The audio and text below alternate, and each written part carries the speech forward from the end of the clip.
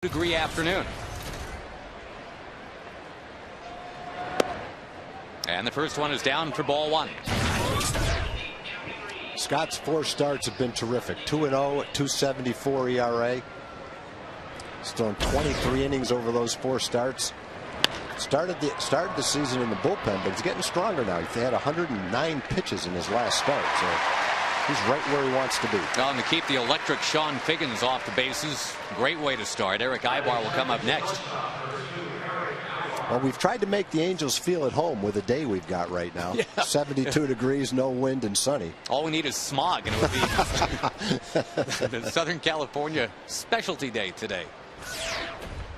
No, great weather. It really has been for most of the homestand. We did have the rain delay for about an hour 20 yesterday. But good things come to those who wait. The Ranger fans watched a 5-3 victory. Watch the Rangers score without the benefit of an extra base hit. In fact, the first 17 hits in that game yesterday between the Rangers and the Angels were all singles.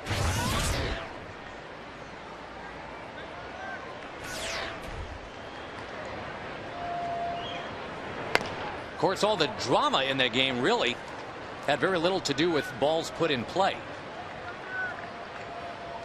Vicente Padilla did his job, but Mike Scioscia's starter did not last long at all. The big story of the day yesterday was the native Texan John Lackey being ejected 2 pitches into his afternoon.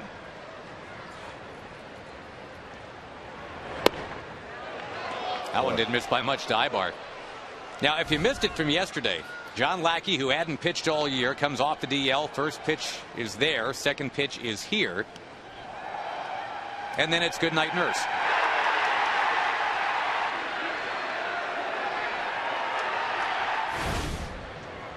So the Angels needed 8 innings from their bullpen yesterday. They did not have to pitch in the bottom of the 9th because the Rangers didn't need to bat in the bottom of the 9th.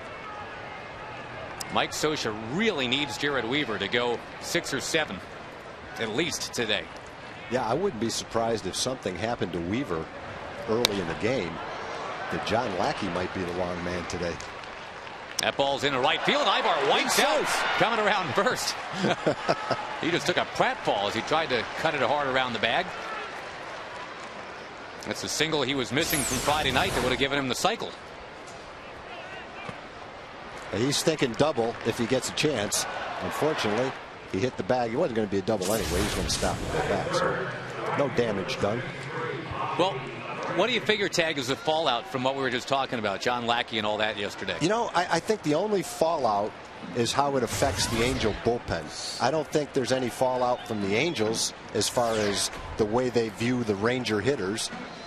They're on record as saying it was totally unintentional, in which case, if you take them at face value, why would they have any intention to retaliate or any hard feelings? From the Rangers' point of view, they won the ball game. Ian's not hurt. He got on first base, stole a base, scored a run. Whether they think it was intentional or not, I don't think really matters. I think it's over, and I really don't anticipate any fallout from it. I think it's an unfortunate incident. There's a lot of different ways to look at it, certainly depending on which team you're with. This is the bizarre play of the year. They're going to wave it off, though. It's got to be a balk. Yeah, and Feldman was trying to continue his motion so that it wouldn't be a balk, but nobody actually heard the word balk. So the play continued for a minute, and then Saltalamacchia thought he had a chance to throw out the runner. Then Abreu's going, hey, what's going on, man? So I don't think there'll be any fallout from it. I think it's obviously unusual. Not the first time we've seen something like that. Aaron, how many pitches did Aaron Mayette throw when he got kicked out? Was that 2? Yeah, so that was two. We've seen it before. Rangers went on to almost pitch a no-hitter in that game. You know, the bizarre thing about the whole thing is if he was throwing at him, and I have no idea. I think John Lackey's the only one that knows for sure. But if he was, why was he doing it? It didn't make any sense. There had been bad feelings in the past, but they'd already been hashed over, and the page had been turned. Why in the world would he do it? And if he wasn't doing it on purpose, how could a guy like Lackey, with good command of his pitches, throw 2 pitches like that? I'm baffled, whichever side of the argument you want to be on, is how it could have happened. Line shot. Kinsler's got it, and that, ladies and gentlemen, is a double play. Everything is working for the Texas Rangers. Nothing is working for the rest of the AL West. which means it's a good time to be a Ranger fan. No score, bottom of the first coming up.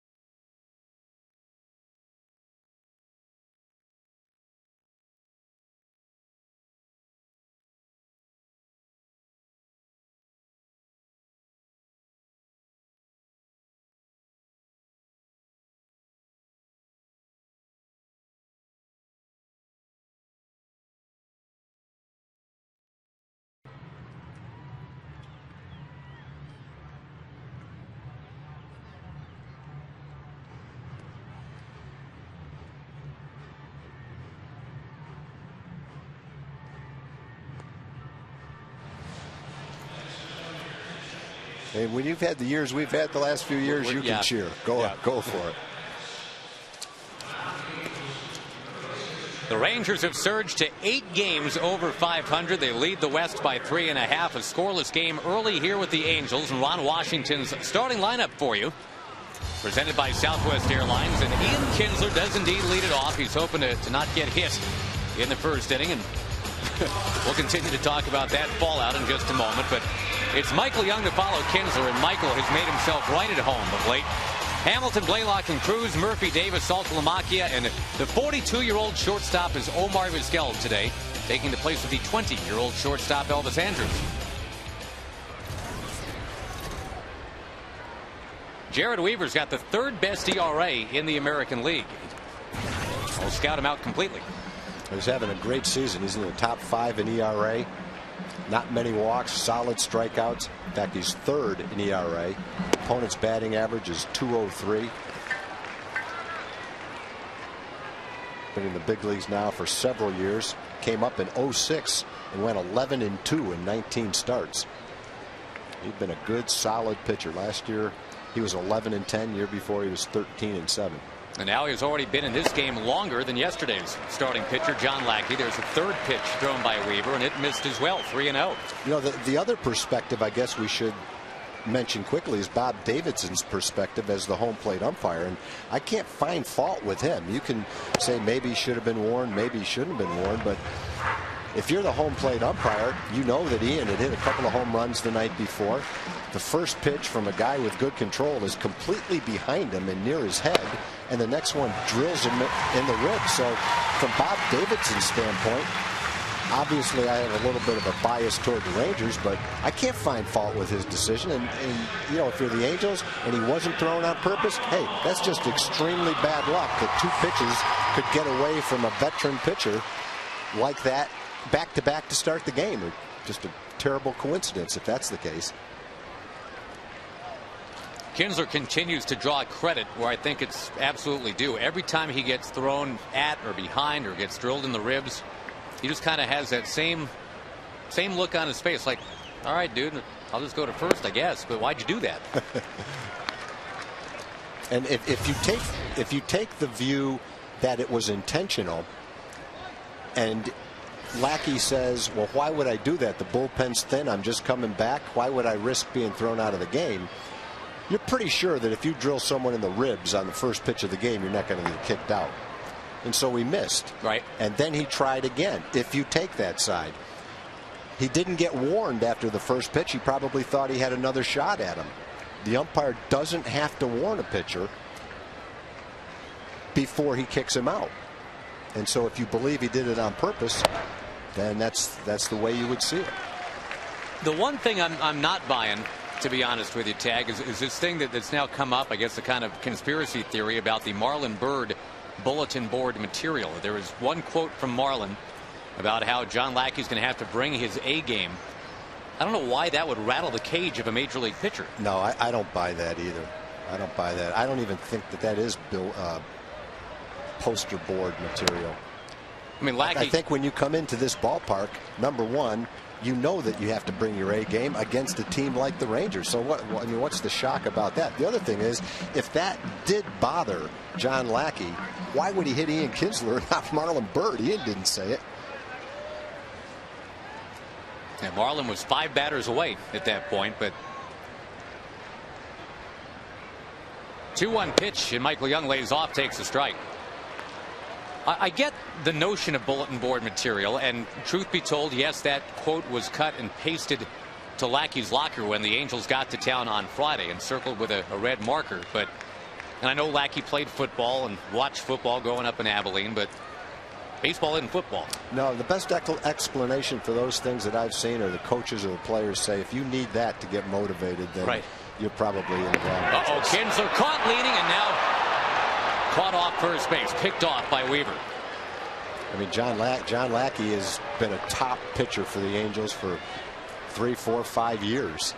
And he knows when he comes into this ballpark, he's got to pitch well to beat the Rangers. That's not a secret. So why he would need that kind of motivation, I think he'd be the first one to say that. It's the last thing I need is someone to put that in my locker. I know what I've got to do. Young reaches out and bops it towards center field. Torrey Hunter can't get it, and now it bounces off his hip.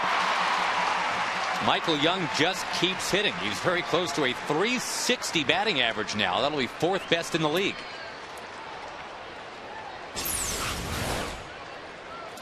And just to finish up on that topic, I guess, Tag, I mean, I'm with you. I mean, I read this stuff about this Boston-Orlando NBA Game 7 coming up, and apparently everybody's hot and bothered because Patrick Ewing, who's now an assistant with Orlando, predicted that his team is going to win Game 7. Why wouldn't he predict it? Why would he? What do you want him to say? I think we're going to get beat? I know. How is that bulletin board material that one of the coaches for that team thinks his team is going to win? You know, the other thing that's kind of crazy in sports is the whole momentum thing. Well, boy, the Rangers gave up 5 in the 9th. That's really going to carry over into the next day and help the Angels. That is so ludicrous to think that that could possibly happen. The bottom line is they were behind by so many runs, even that kind of a rally couldn't dig them out of a hole, and they lost the game. When you come back the next day, if the pitcher goes out and shuts the Angels down in the first inning and the Rangers score, any thought of any kind of momentum disappears. And as soon as you get to the park the next day as a player used to playing 162 games, you don't even think about that, what happened the night before. But, you know, you have to analyze and people have to write, fans have to talk, and so these kind of thoughts come up, and, you know, it makes good conversation, but how much sense it all makes, who really knows? And I really can't make sense out of the incident yesterday. I have no idea exactly what happened. And no matter which side you take, it was on purpose, it wasn't on purpose, he should have been kicked out, he shouldn't have been kicked out. It's baffling to me. I have no idea what happened. Makes no sense that he would do it on purpose. It makes no sense that he could be that wild on the first 2 pitches of a game. So I don't know what happened. I will say this, though. If I have to take a point of view, and I know people like you to take a point of view, as good a pitcher as John Lackey is, and as much as I've seen John Lackey, in spite of the fact that he's first coming back, based on those first 2 pitches, I can't imagine he could have thrown those 2 pitches by mistake. Now, I'll take him at his word that he did, but I still have a hard time believing that he could actually throw 2 pitches like that and not have some intent in mind. But that's just a guess. How are we doing on hot sports opinions today? You know, as long as we're talking about it, the other thing I truly believe is when Mike Scioscia said that's not the way we play the game, I believe that 100%. I don't think Mike Scioscia would have endorsed that, does endorse that, would play that way. I don't think the Angels play that way. That's why the whole thing is so baffling. And John Lackey's too good a pitcher to throw 2 pitches like that. Coming up next, Homer Call of the Week, followed by E-News. Well, in the meantime, and you're right, I mean, it's great talking point stuff for the fans, and we're fans, so we roll it right out there too. But As for what's happening today, thankfully, nothing weird yet. Just a ball game on a beautiful day. The Rangers a chance to make it 7 straight wins and 13 out of 15.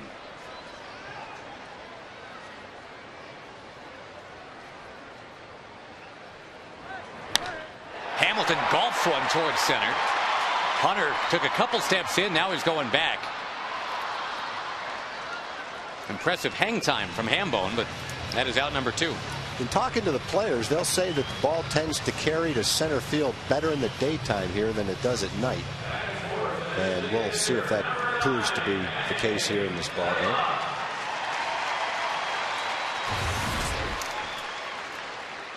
Hank Blaylock hitless in this series. That batting average has dipped down into the 230s, but he's got 10 home runs and a couple of close calls on home runs. Almost hit one out against Seattle, but it stayed in the yard. It ended up as the walk-off double.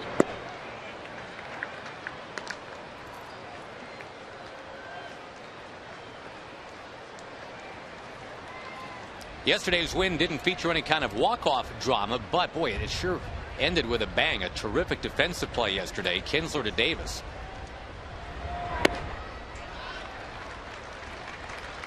The Rangers have made only one error in their last 7 games. And so, yeah, I mean, they're making the easy plays, but boy, they're making some really difficult plays too.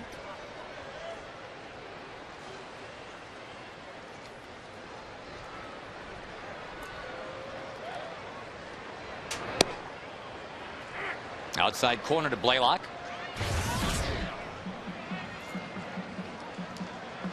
Now, the Rangers this entire month of May have only made 4 errors. They had the best defense in all of baseball this month. They got the best ERA in all of baseball this month.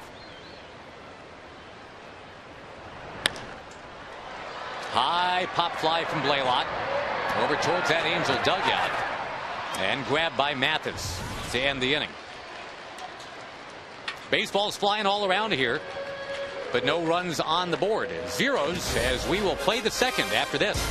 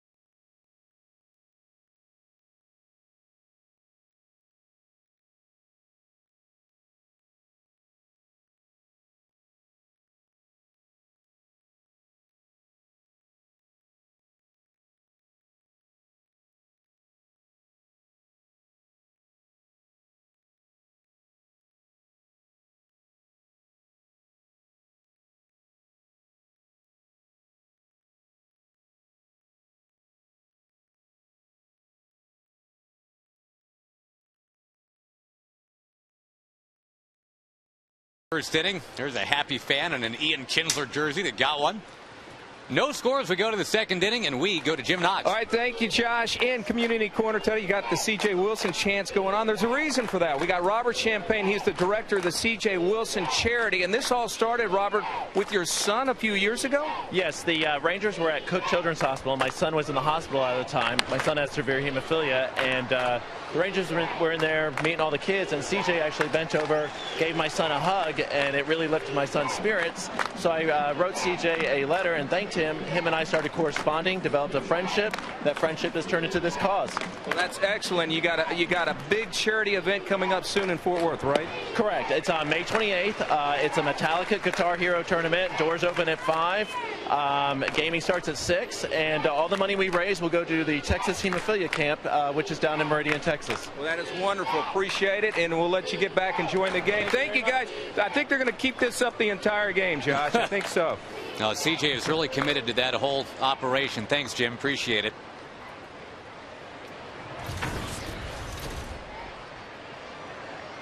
Torrey Hunter, the hitter, and a 2-2 count on him. In a scoreless second inning, Hunter smacks it foul back in the crowd. Again, the Rangers a 5-3 win yesterday.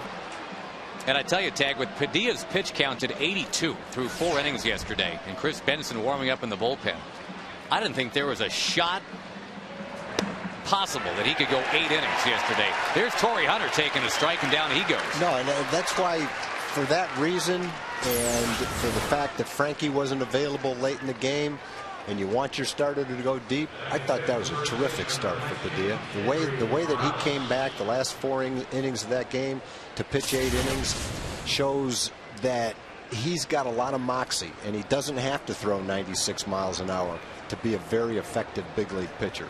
And he wasn't throwing 95 miles an hour yesterday, but you know, he beat a tough team, gave up 3 runs, and pitched 8 innings.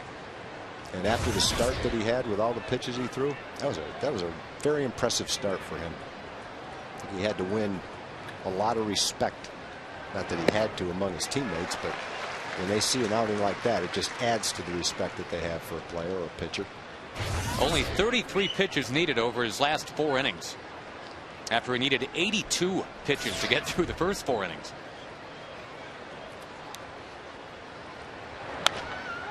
Fouled by Morales. You know, I have to think when he went out for the 8th inning, he wasn't just told to go out there. I'm sure they talked to him, and he had to have said, hey, I want the ball. I want to go back. And then to have a nice quick 8th inning like he did. Really nice. With that win, the Rangers have made it 6 in a row, 16 out of 21. If you want to go all the way back over the last 4 weeks, the Rangers have the best record in the American League at 18-7 during that time. Only Milwaukee any better over in the National League. By the way, we should say congratulations to Frank Catalanato having signed with those Milwaukee Brewers. He was too good to be sitting around doing nothing. I'm surprised it took that long for it all to happen. I thought he'd be picked up pretty much as soon as the Rangers let go of him. The toughest thing was trading him when a team didn't want to pick up his contract, but once the contract wasn't an issue, I would have thought there'd be a lot of interest. You know who else is sitting around right now who swears he's not unemployed? Is Frank Thomas.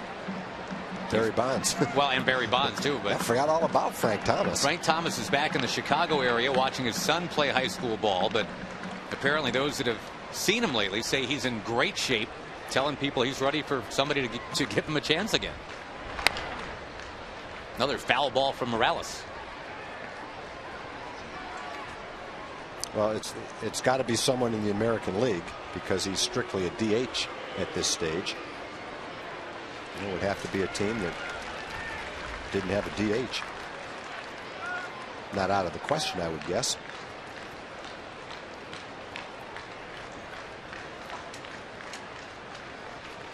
Eighth pitch of this at bat. Very high fly ball over to the left side. Omar Vizquel drifting on it. He's been there, done that. I don't think there's ever been a shortstop that can go back into the outfield to catch a pop-up better than Omar. There's probably a lot of them that are have been very good, maybe some just as good. I don't know that there's ever been anybody better. He goes back as far and as gracefully and as with ease to make those plays as anyone I've ever seen. You know what's great about Omar is how he occasionally reminds people that, you know, you can never take your talent for granted. Omar, when he first got to Cleveland, and he was sold to the Cleveland fans as, well, basically what he is, just this defensive whiz. And almost as soon as he got there, his third ever home game as an Indian, Omar Vizquel made 3 errors in 1 game. He made 2 in a span of 2 pitches in the game's second inning. And everybody was saying, wow, this is the slick fielding shortstop we traded for. Great. Well, Omar met the media after that game, took it all on, and said, I can't explain it.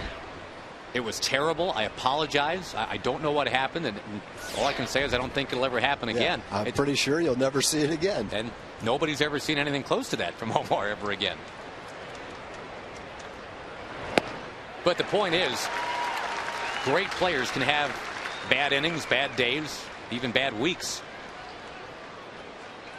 It does not diminish their greatness. If you want to really see something that you'll enjoy about Omar, the special that Fox Sports Southwest did on Omar and Elvis Andrus is really good.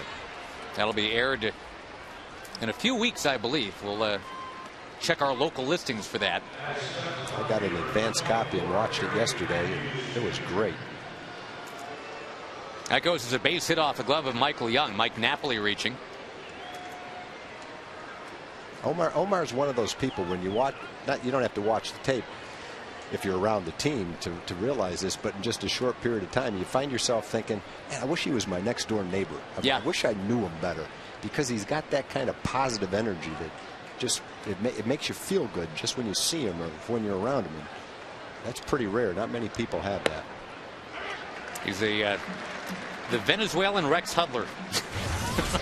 Had to get Rex on the broadcast today because you talk about positive energy. The Angels announcer that we always seem to joke around with when they're in town. That is positive energy when times you say 10. Rex Hudler, you smile. Matthews taking, and there is Rex hard at work with Steve Busby today. That's a down moment for Rex right there, but he's still tossing that baseball in the air as he always does.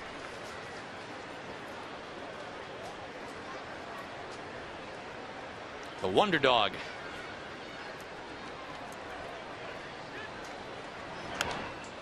Omar's nickname as a kid, by the way, was the Earthquake. The Earthquake? The Earthquake. I forget what that is in Spanish, but whatever that is in Spanish, he was just always moving, always in the middle of stuff. And when he was 10, 11 years old, that's what the neighborhood kids were calling him. I might have gone with El Tornado, but seems like for an earthquake, he'd be some big guy. Right. Just a little bit of contact there from Matthews.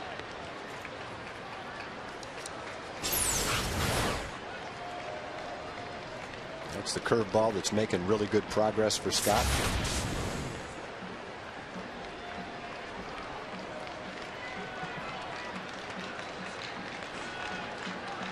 The Angels are fouling plenty against Feldman so far, making him work. He's already at 32 pitches. Another foul.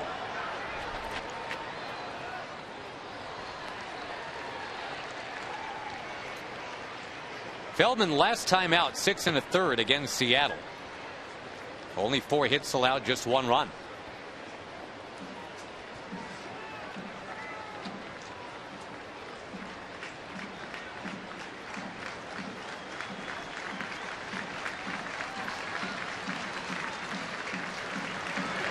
Got him. Good pitch. He strikes out Hunter and Matthews looking in the 2nd inning. No score between the Rangers and the Angels.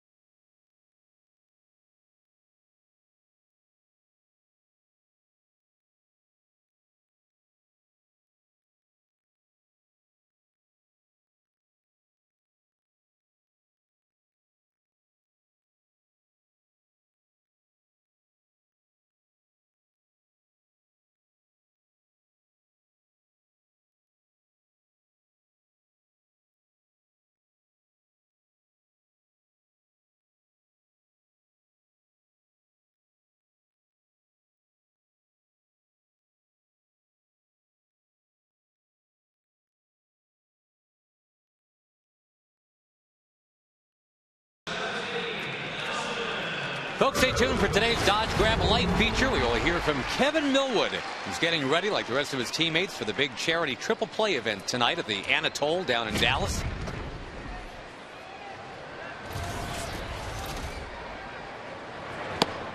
Nelson Cruz, a wave and a miss, and a scoreless second inning.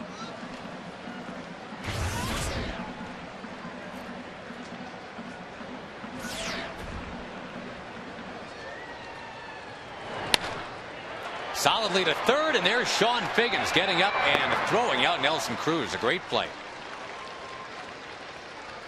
Figgins was a shortstop in high school. He's been pretty much Mr. Everything for the Angels.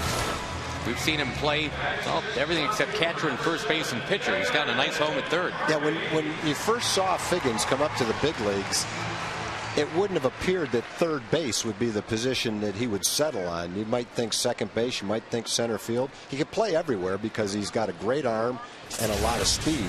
But generally you think of someone with more power playing third base. But that's where he fits in on this team. And because of his versatility and his talent, do a great job playing third base.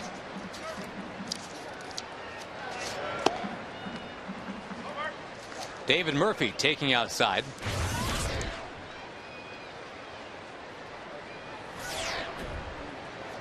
Again, Weaver off to a great start for the Angels this year. The Angels had all the issues with their rotation, not the least of which was the passing of Nick Adenhart, that tragic situation. That jersey will go with them the entire year.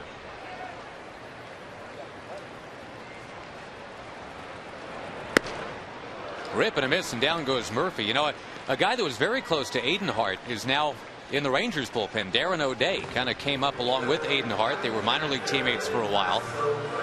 And when the Rangers were in Baltimore, Darren O'Day actually took some time, went out and visited the gravesite of Nick Adenhart.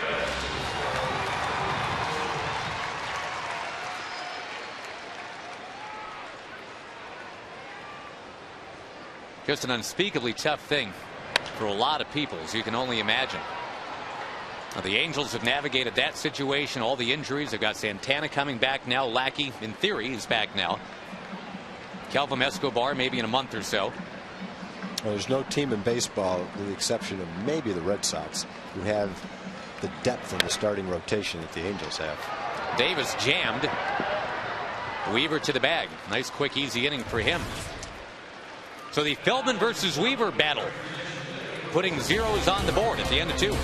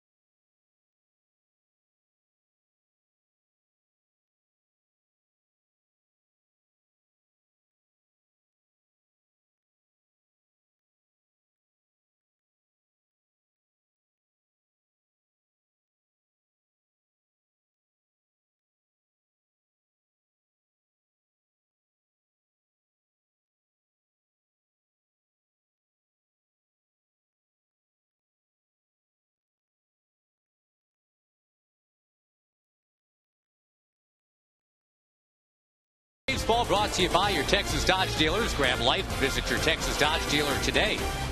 By Geico, where 15 minutes can save you 15% on car insurance. And by AT&T. Switch to the nation's fastest 3G network. AT&T, your world delivered.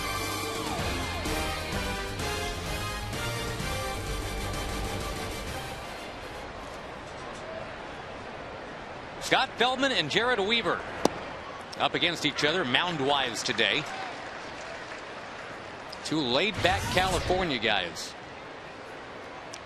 And if you were in a room and heard them both talking, closed your eyes, I guarantee you, you would not be able to pick out which one was which. They got Really? yeah, they got the exact same dictation way of just going about their business. I've never been close to hear Jared talk, but now I know what he talks like. If you've seen the movie Fast Times at Ridgemont High, yes, you have. They're both Spicoli. We're having a Spicoli off today.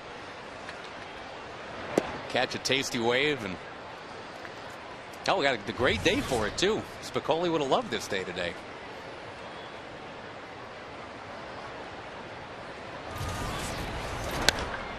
Fly ball from Kendrick to right field. The Angels have hit only 27 home runs this year. That pales in comparison to the Rangers' 62.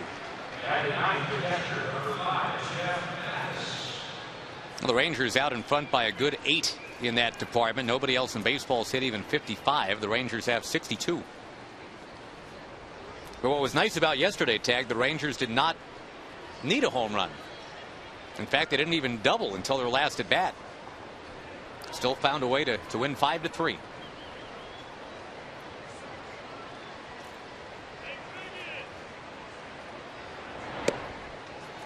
A strike to Jeff Mathis.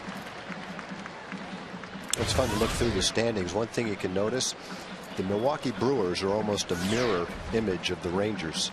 In many ways. They're 22-14. They've won 8 out of 10. They're on a good winning streak. They've won 4 in a row. We've won 6 in a row, but we've each won 8 out of 10. We each have the same record. We've each moved from the middle to the top.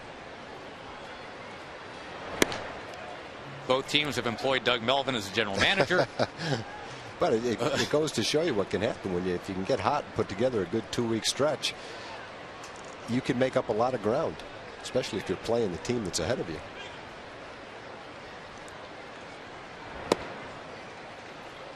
Three and 1 the count to Mathis. Check out the NL Central, brought to you by Jack in the Box. That's quite a race. That is jam-packed right now. I think a lot of people thought Milwaukee wouldn't be able to do that after they lost Ben Sheets, CC Sabathia. A lot of people didn't think Cincinnati would be off to that pretty decent start that they've been off to either. And I know there's a lot of people didn't think the Rangers would be 22-14 right nope. now. Rangers and Blue Jays, it's a toss-up for the surprise team right now. Of course, the Ranger players would look at you and say, well, we're not surprised. I mean, we knew we were good. But come on, there was no national publication that said this year the Rangers were going to win the West. No, and, you know, they may not win the West. We're not predicting that. We're just saying that it's a great start. Yep. A lot of people didn't see it. We leave the predicting to Patrick Ewing. Get himself in trouble. I don't know, as a player or someone associated with a team, it never affected me negatively when someone I was about to play said that they thought they would win the game or that they had the best team or that they were going to win the division. Well, if they said we think we're going to win because Tom Grieve is terrible, then that's one thing. But they're not saying that. No, they just have confidence in their team, and that's why you play the game. Let's find out. But to hold it against them, I think that stuff, and you alluded to it, has a little bit more relevance in football maybe than other sports, just because you play once a week and emotion can be such a huge part of the performance of the team. We've seen these two teams get emotional with each other. In fact, Scott Feldman was on the receiving end of that. Remember when Adam Kennedy charged the mound in Anaheim 3 years ago? But for the most part, I absolutely agree with you. I mean, pitch to pitch, baseball's just, you can't say, well, we're playing the Angels. They're our rivals, so therefore I'm going to try harder. You know, I mean, I don't. No, you can try harder, but in baseball, everything is dictated by the starting pitcher. And you can go out there with all the emotion you want. But if the starting pitcher is mowing you down, there's not much you can do about it. In football, you know, basically 6 or 7 guys line up against 6 or 7 guys and try to beat their brains in for 48 minutes or however many, 60 minutes, whatever it is. And to me, emotion and that kind of thing can play a bigger part in a football game than it can in a baseball game.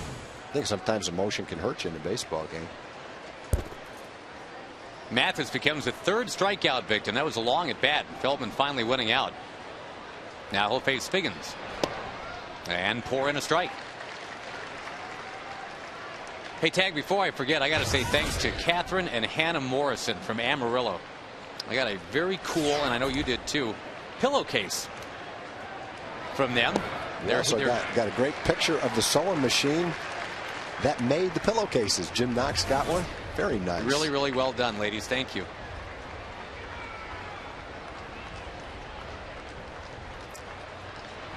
Somehow I think Hannah has her own pillowcases that were made. Hannah's 3, Catherine is 12.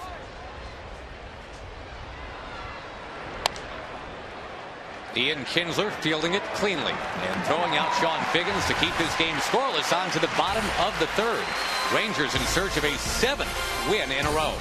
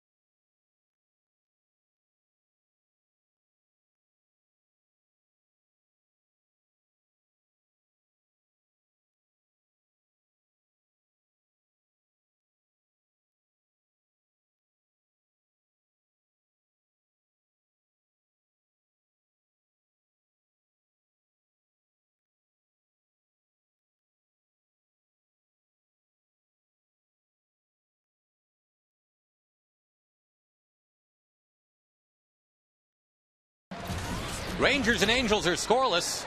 The Angels trying to salvage the finale of a 3-game weekend series.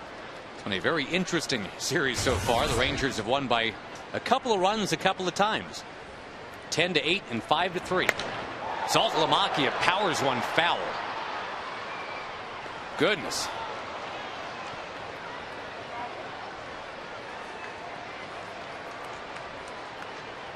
Weaver probably uses deception in his delivery as well as any pitcher in the league. He's tall, lanky, all arms and legs. He turns his back to the hitter, and the ball gets in on you a little quicker than it would appear just by velocity. A little tougher on right-hand hitters than left-hand hitters, although this year neither righties nor lefties have done much against him. He throws a slider, a curveball, good changeup, and a very effective fastball. Good control. Yeah, his last 18 innings now, Tag, he's allowed only 8 hits and 2 runs. And hoping that it's not a family trait, he is the younger brother of Jeff Weaver, who started his major league career real strong, then kind of flamed out. Younger brother Jared trying to prove that's not about to happen to him. Jeff Weaver making a comeback with the Dodgers.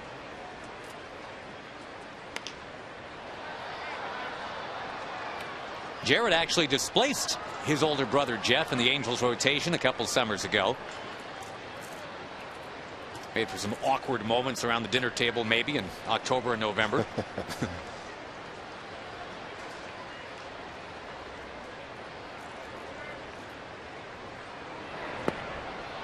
Saltalamacchia unable to make contact. 1 down, bottom 3. We go to Jim Knox. Hey, Josh and Tom, one of the longest lines here is right behind the Rangers center field bleachers, Rangers Sports Park, because it's icy. Mix it up, new item, and Kevin Johnson, the Rangers, is here to tell us about that. Kevin? Yes, Jim, we have a new stand out in the Rangers Sports Park, and it's an icy mix-up stand where the kids can come through and get their choice of 9 flavors, mix it all up themselves. Kids and families are just loving it. On a day like this, perfect. They're mixing it up. What do you guys think, huh? Cheers! Cheers! That does sound pretty good. Thank you, Jim. Used to get those after Little League games. Right up there and mix all kinds of flavors together.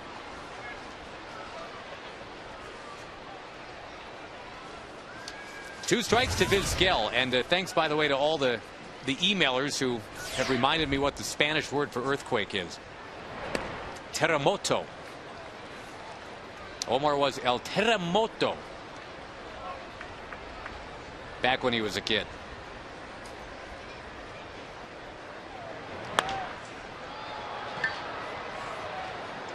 We had a terremoto yesterday here in the Metroplex. Did you know that, Tag? At 11:32 a.m. we had I saw that in the paper. I had no idea that it happened. No, I frankly went right on about my business too. But in honor of the Angels coming here from L.A., the Rangers welcome them with a 3.3 on the Richter scale terremoto. One of the charter members of the Texas Rangers Women's Club will be 92 years old tomorrow. That's Ruby White. She's been active in the group since 1974. She lives in Denver. Doesn't get out to as many games as she used to, but she's here today. Happy birthday, Ruby. Ian Kinsler lines to left. Again, the Rangers go fairly quickly and orderly. We are at the end of 3 on this gorgeous afternoon here. No score.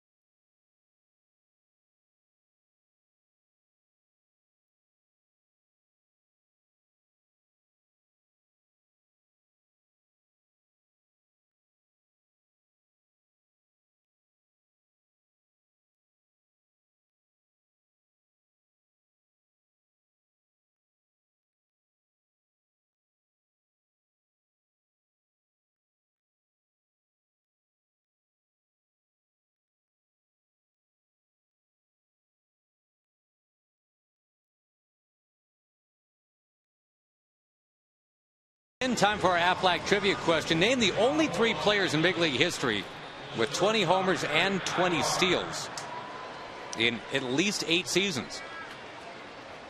One of them just might be in the ballpark today.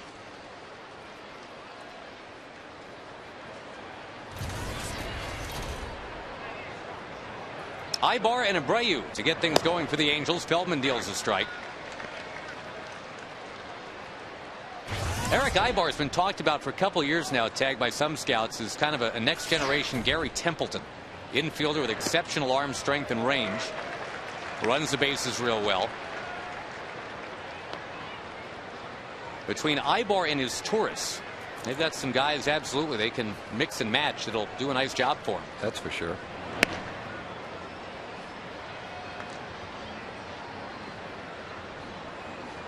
They've got a perennial prospect, Brandon Wood, who's tall and lanky, plays a terrific shortstop.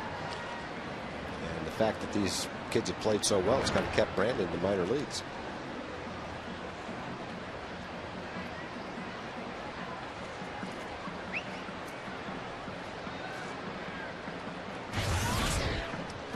This Angels team 18-17, 3.5 behind the Rangers, who have gone all the way to 22-14 now. Looking for a perfect homestand. High drive by Ibar. Near the track, there is Nelson Cruz.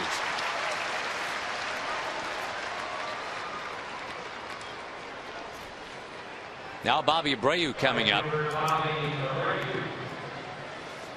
Scott's had 4 starts. I mentioned this in the scouting report on Scott. 23 innings coming into this start, only 15 hits.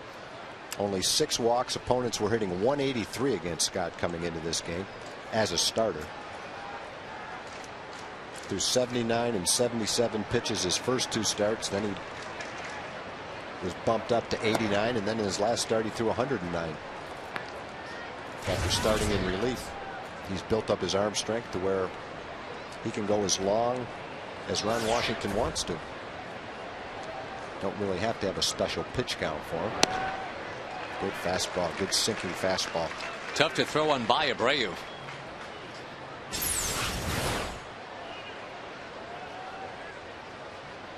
That's what Scott's been doing. Cutters in, sinkers away, using both sides of the plate. Just missed with a changeup right there. To Bobby Abreu, who remained unsigned this past winter for a long time. Getting the at-bats that Garrett Anderson was getting for years with the Angels. Anderson now an Atlanta Brave. Saltalamacchia pounces on it and throws out Abreu. Nothing wrong with the defense from Saltalamacchia this year at all. I think Salty's gone from a young developing catcher into a young catcher who is as solid as most any catcher in the league right now. That game he had a few nights ago where he blocked 3 balls in the dirt with a go-ahead run on third base shows how well he blocks the ball. And just watching him throw, and you can look at the statistics for that, throwing out runners, and most of the steals have been on the pitcher, not him. He's been quick and accurate with his throws. He's made so much progress defensively behind the plate. That's a credit to him, the coaches that have worked with him. But the way he shifts his feet and the quickness that he has behind the plate, I think is unusual for a guy as big as he is. Exactly. 6'4", 235. Michael Young. Whoa! In front of Omar Vizquel to make the play and end the inning. Mike just kind of scissoring in front of the multi-time Gold Glover. Says, hey, I got a Gold Glove over there near your position last year too. No score.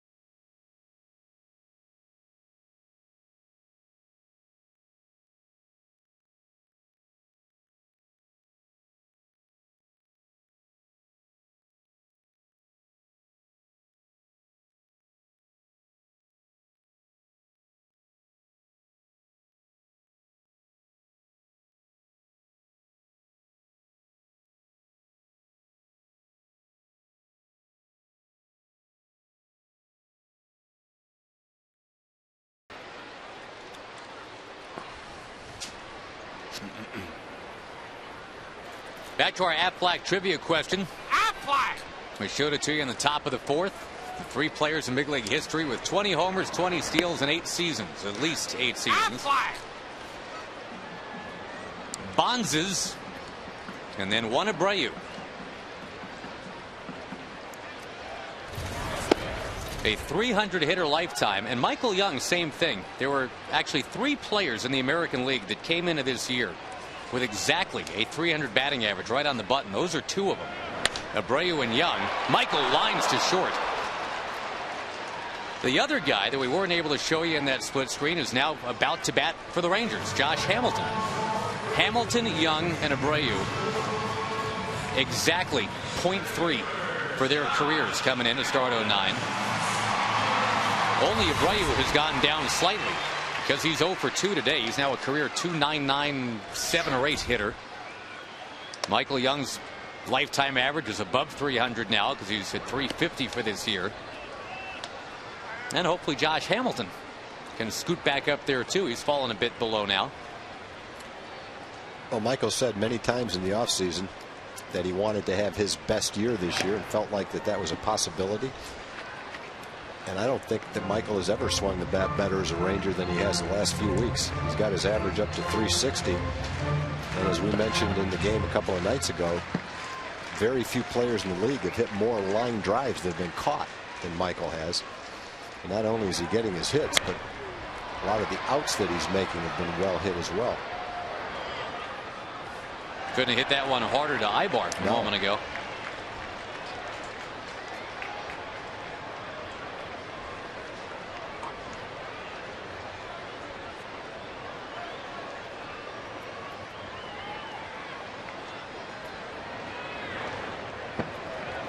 Down to Hamilton and all the way back. 2-2.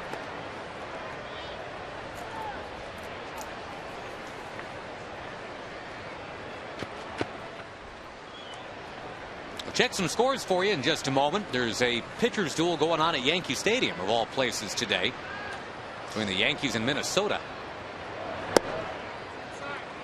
A little bit inside to Hambone. Got Kevin Slowey against A.J. Burnett in that game. The Twins have just taken a 1-0 lead in the top of the 7th. The Yankees got a walk-off winner from A-Rod yesterday. Tap past the mound to second. Kendrick throws out Hamilton.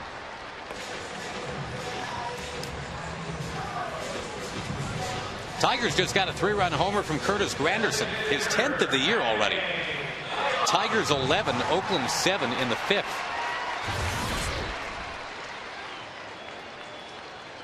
Oakland led 6-0 in that game. The A's now trail 11-7.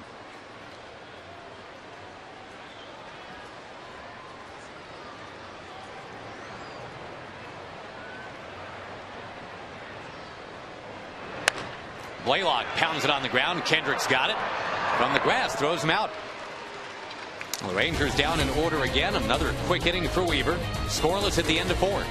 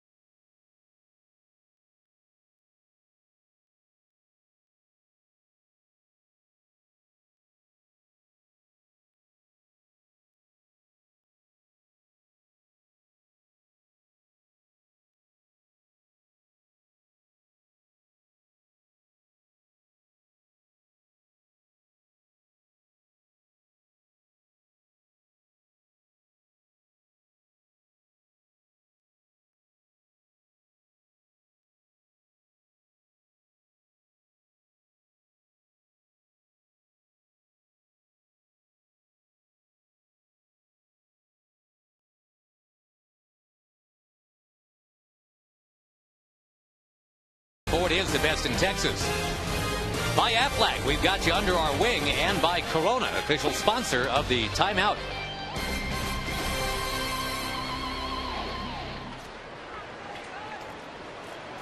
Scott Feldman and Jared Weaver both attacking the strike zone today, moving swiftly through it into the 5th.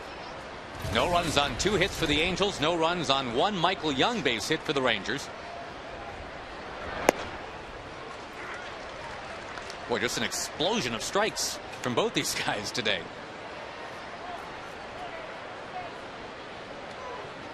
Morales, Napoli, and Matthews to bat for the Angels in the 5th.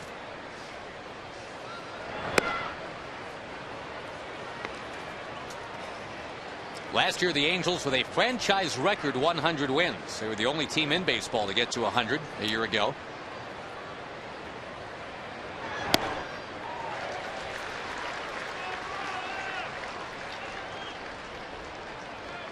We talked about this yesterday a bit on the Fox broadcast about how the Angels, like the Rangers, they've got depth. They've got a strong minor league system, just like the Rangers do.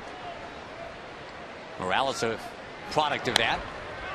Going to pop one up here. Well, he saw good pitches in that at bat. Got good fastballs, a changeup that just missed, and then he popped up a really good curveball.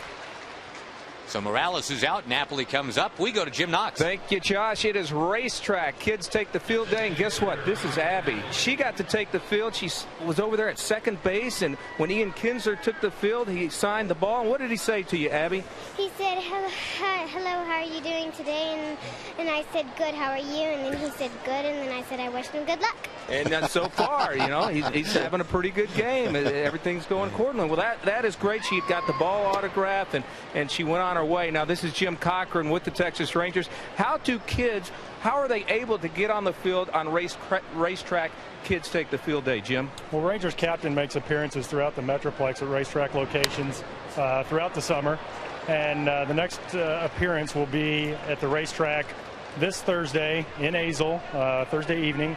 And if you can't make that appearance, then he's got several other appearances. People can go to TexasRangers.com, click on the fan section there, and see all of his appearances, sign their kids up, and have the chance to come out and take the field. There we go. And Abby, you had a good time? Yes. Okay, good enough. Thank you, Abby. Thank you, Jim. Appreciate it. Josh? Awesome. Thank you, Jim. Congratulations to Abby. Getting to hang out with Kinsler today.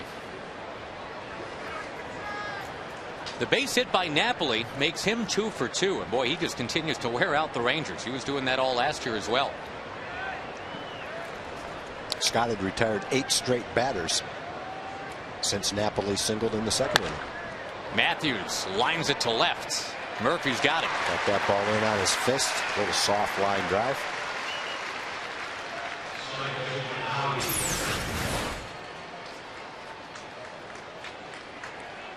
Ranger pitching continues to be one of the big storylines around Major League Baseball right now. If any other team was doing this, having a run of 4 weeks with an ERA of 3, I mean, yeah, I guess that's impressive, and maybe somebody writes a story about it, but just because of the Rangers' history, the fact that pitching has been so tough to come by and develop, top to bottom in this rotation. Anytime you got to go to the bullpen's done a real nice job.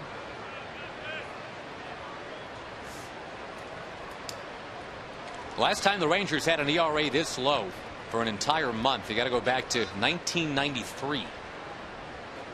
The very first month of '93. Well, you talk about getting in on somebody. There's Kendrick, too. That's that sinker that he can throw into the right-hand hitters. That same pitch goes, obviously, away from a left-hand hitter. But he's got the pitch the exact opposite of it, too. A cutter that goes the other way.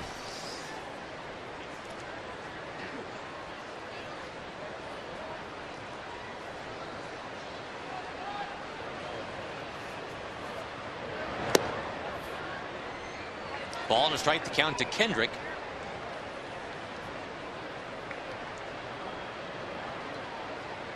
Well, Jared Weaver has done a real nice job the other way for those halos today. The Rangers have only 1 hit.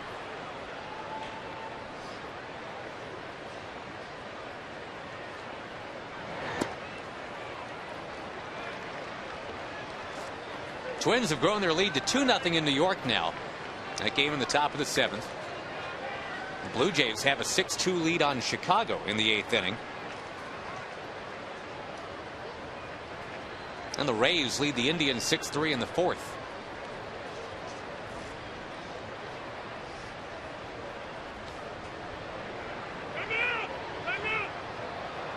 Rob Drake, the home plate umpire, granted Kendrick timeout at the very last possible moment right there.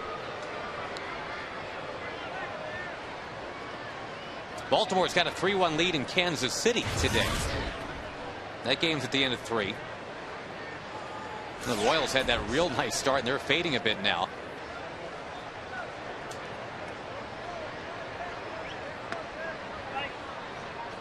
Three and 1 to Kendrick. The other American League game, the Red Sox will be at the Mariners today.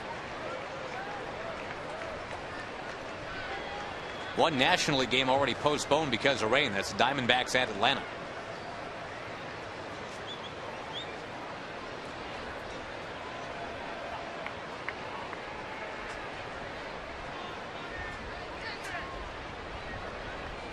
Diamondbacks made that managerial change not too long ago.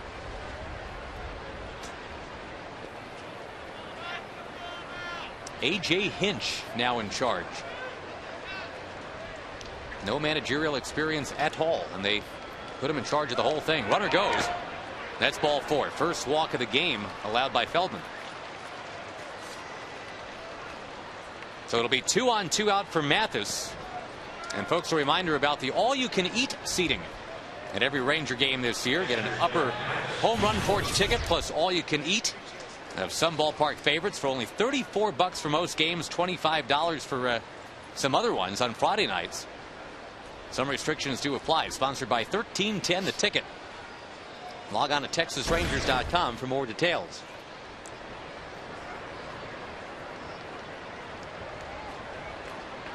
Now here's the number 9 hitter, but a dangerous guy anyway, Mathis. Kind of like the Rangers enjoy having their catching dilemma. Quality with Teagarden and Saltalamacchia. Mike Scioscia, who's a former big league catcher himself, he knows he's got a nice choice between Mathis and Napoli.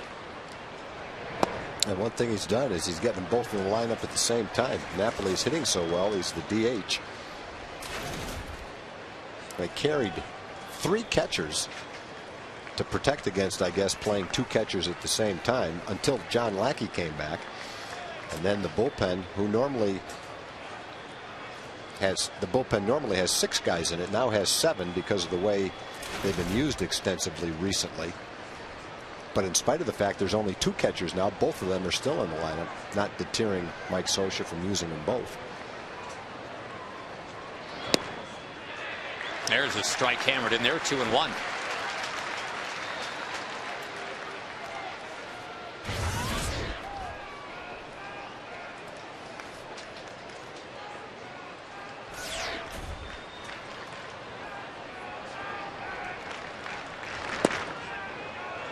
Three and 1 with Sean Figgins on deck. Keeping in mind that Jared Weaver's retired 11 straight for the Angels. Feldman had been matching him pretty much stroke for stroke, but one thing we've seen in this series is, I'll focus on the Ranger pitchers, but they are not getting a lot of calls in that same area, down around the knees. So here we go. The runners will be in motion in a scoreless game, 5th inning.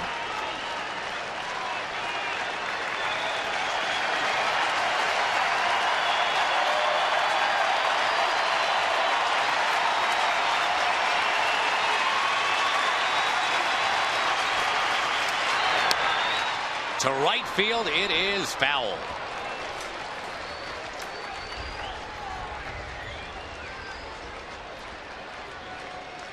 The first walk of the game by Feldman was just a moment ago to Kendrick. He then fell behind Mathis 3-1, has battled back.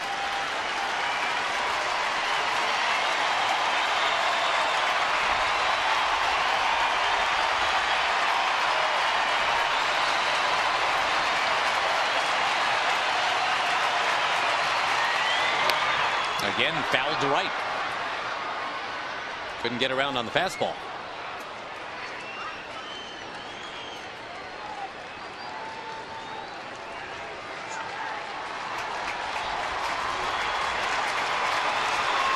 pitches clustered around that low and away portion of the rectangle.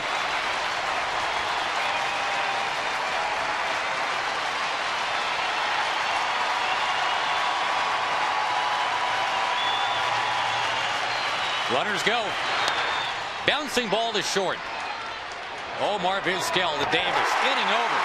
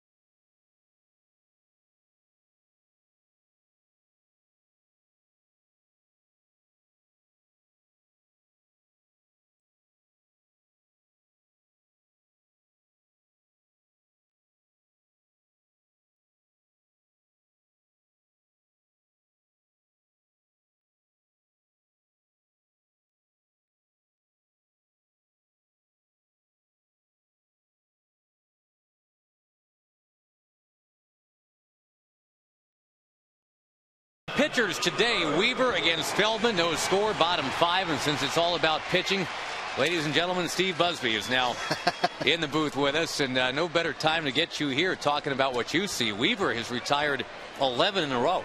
Yeah, it's a pretty good hockey game. I enjoyed this. Not bad at all. Hey, you know, 2 of the last 3 times now I've been up with you guys, Josh, pitching has been superlative, and this certainly is no exception. Both sides today. As for Feldman, a guy that wasn't even in the rotation to start this year. Of course, last year that was the same thing. But boy, every time the Rangers give him the ball, he's quality. Well, you know, it's up and down the line as far as the Rangers starting rotation. It seems like, and Tom, I don't know if you think it's contagious or not, but it sure seems like it's follow the leader with Kevin Millwood leading things. Yeah, I agree with you on that, Buzz. I think Kevin set the tone on opening day. Probably on opening day of spring training when he came in great shape. He got the message. And he's pitched deeper into games than he normally does. He's stronger than he normally has, and I agree 100% that he has set the tone for the pitching staff. Well, and you know, I'm just getting the scorebook out, going back to that very first game. Nolan Ryan sat there and watched Kevin Millwood throw only 34 pitches to get through the first 3 innings of the season. Did not allow a hit in the first 3 innings of the season. Well, Nelson Cruz takes a rip at it, but boy, everything Weaver throws moves, huh, Buzz? Yeah, he's. I think there's something genetically about the Weaver family that has them doing that, because his brother Jeff was the same way until he hurt his arm. But boy, they've got great natural movement on the ball. I'm not sure that's a motion you'd want to try and teach a young pitcher, but certainly works for him. Yeah, from a hitter's perspective, it's definitely difficult to pick the ball up from him, and that deception. There's a curve. Really adds to the repertoire that he has, which is a little bit of everything. Fastball, curveball, slider, good changeup. He's got all the pitches. And it's less of a right arm, more of a whip or a lariat, it seems like. You know, just kind of makes my shoulder hurt just watching him sometimes. Well, the one thing he hasn't done is throw more than 176 innings in a season, so he hasn't really taken a start from day one till the end of the year yet. Off to a pretty good start this year though. You know, it's amazed me since he first came up that how many strikes he's able to throw. I would think that'd be a motion that'd lead you to fits of wildness, but he hasn't had that. No, not at all. 2 out of 3 pitches in this game pretty much have been strikes. Yeah. We never got to see if John Lackey could throw strikes yesterday. He was ejected 2 pitches in, and I'm very interested, Buzz, to get your take on all of that. He just missed the first pitch. Yeah, well, didn't miss the second pitch. I can't read guys' minds, Josh. It's I'm sure he wanted to send a message, and the message was sent. It just cost him and the Angels a ball game, really, or a chance at a ball game. You know, I still don't understand.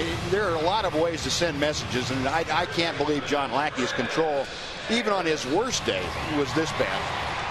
Coming out of the bullpen, I doubt that he knocked down anybody in the bullpen. So, well, I agree with you. I can't read his mind either. It makes no sense, whichever way you look at it. That he would do it on purpose. Why? What did Ian do? Well, and from my point of view, I don't know how you feel about it, Tom, but I don't really care what his intent was. I know what the result was. Exactly.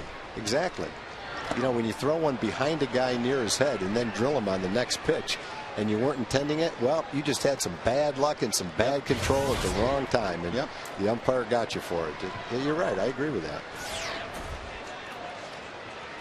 2 strikes to count to Davis. Already Weaver has struck out a couple in this inning. Davis lifting it very high and deep into center field. Hunter is back and over, and he's got it.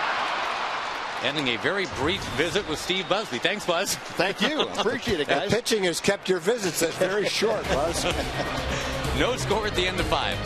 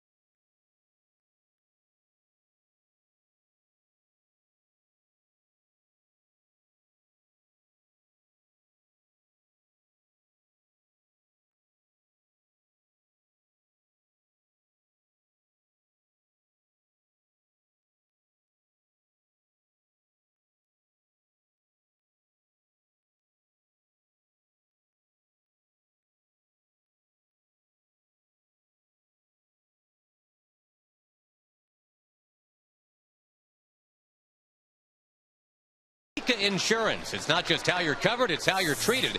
For more information, visit AmikaTexas.com.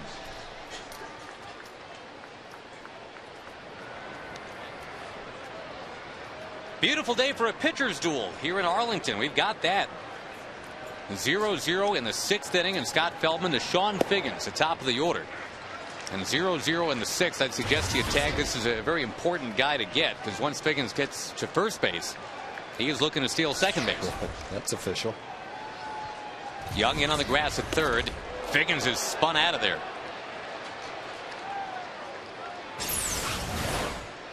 He threw him the cutter in. Figgins is looking to bunt. And fortunately, he has the quickness to maneuver his body away from that cutting fastball. Curveball didn't miss by much in.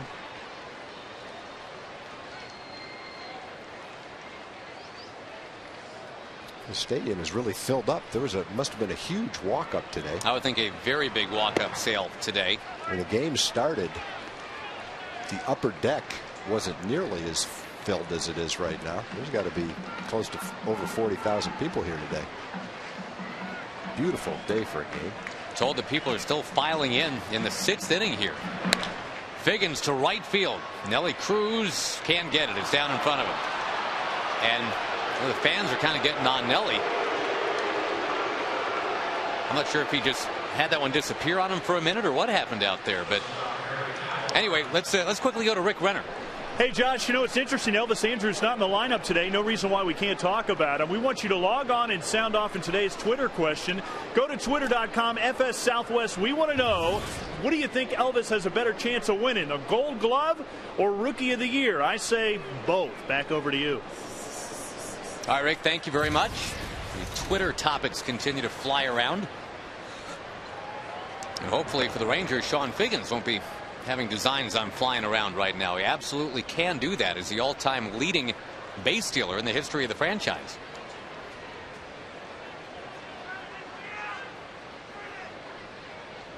And going back to how Figgins reached, I don't know if Nelly just didn't pick the ball up right away.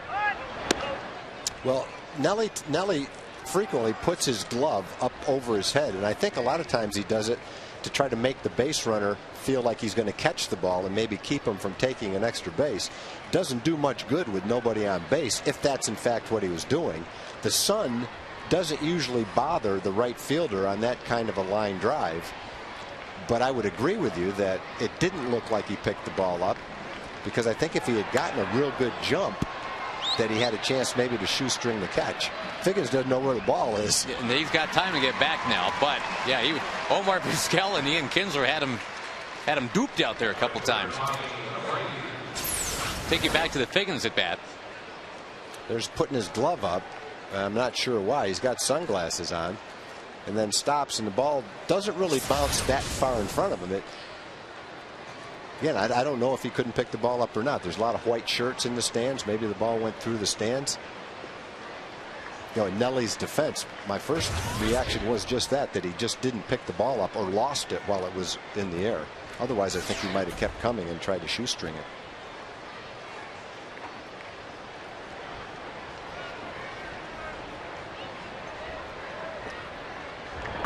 Trying to keep Figgins close over there. You've got a terrific contact hitter up in Bobby Abreu.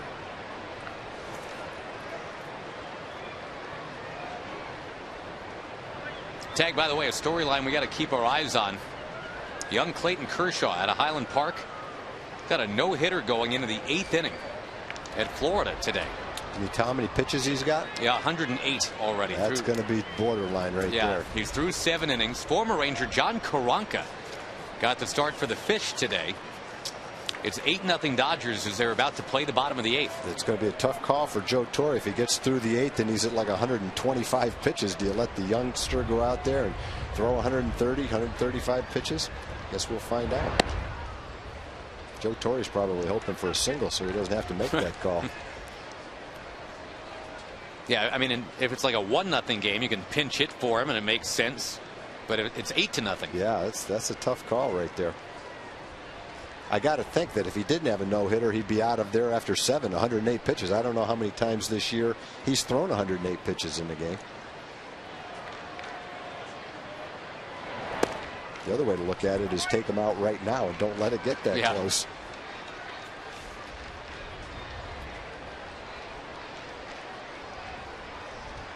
On a day where Jared Weaver has set down 14 in a row, and he's working on a one-hitter, Scott Feldman being asked to make sure he stays on his game. Got a speedy man at first in Figgins.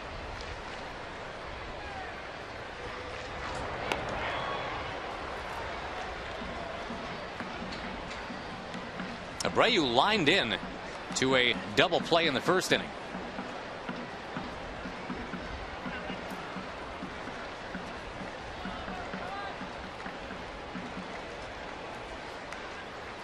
Young still in on the grass at third.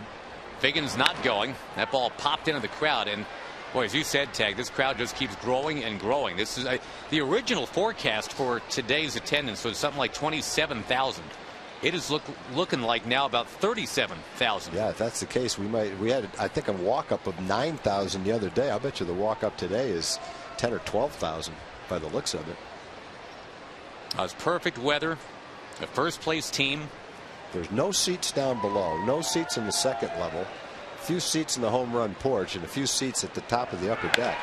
Figgins is going, and there's Murphy going back on the ball to the track. That ball jumping all the way in front of Abreu's own picture. But he does fly out for out number 2. So I got to think there's, at least 37. That might be over 40,000.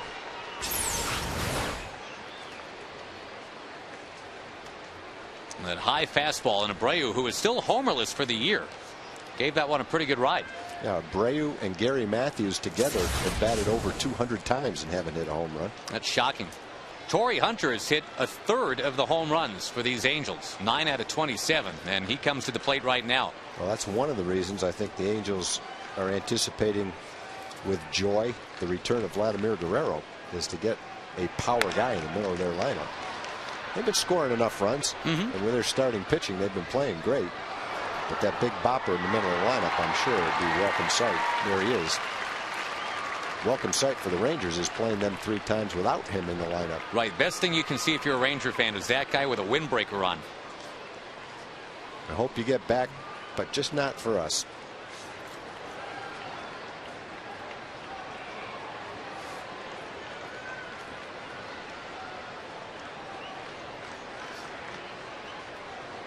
Figgins edging off the bag. He's not going yet. That's a strike right there. It was not called by Rob Drake, though. The count 1-1. Vlad Guerrero earlier today getting some batting practice in. Was taking BP on Friday as well. So yeah, he should be within about a week of getting back, they're saying. At least that's the hope.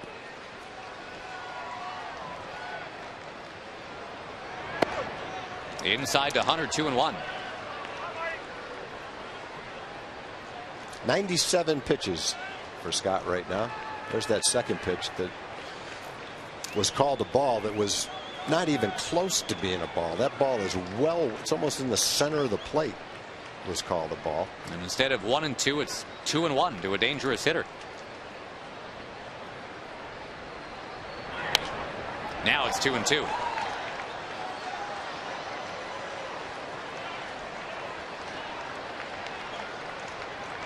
The Hawaiian-born, California-raised Scott Feldman going to take care of Torrey Hunter right here, keep it scoreless.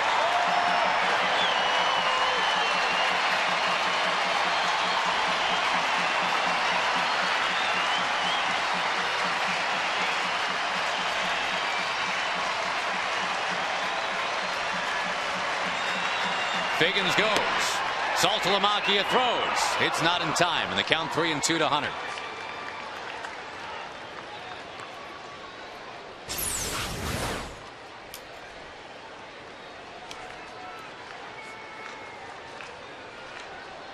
Salty's only allowed 8 steals this year. 3 of them now have been to Figgins in this series. Well, there's a lot of catchers in the league that are going to give up stolen bases to Figgins.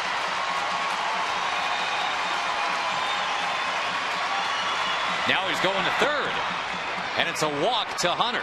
Well, Figgins taking off with Feldman not paying him any attention. It's runners at the corners now, because now Figgins has stolen 2 bases in the inning. Well, that's just a case with 2 outs. Normally, you're not too concerned about stealing third, but if you're Figgins with his quickness and speed, a big lead, and you know you can get the jump, why not? Scoring a wild pitch, scoring an infield grounder. You're better off being there, even though there's some risk involved. A lot less risk when the runner is Figgins.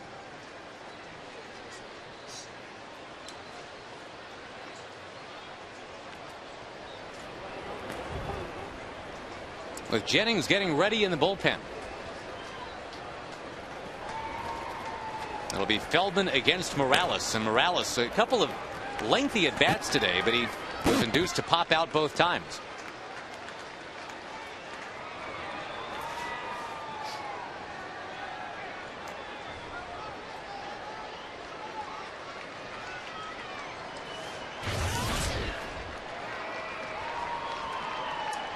Pressure's on Saltalamacchia a bit, with Figgins at third in a scoreless game.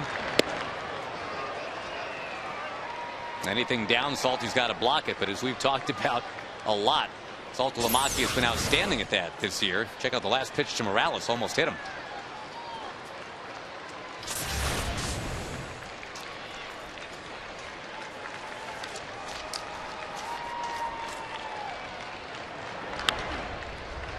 Got him to pop it up again, this time foul.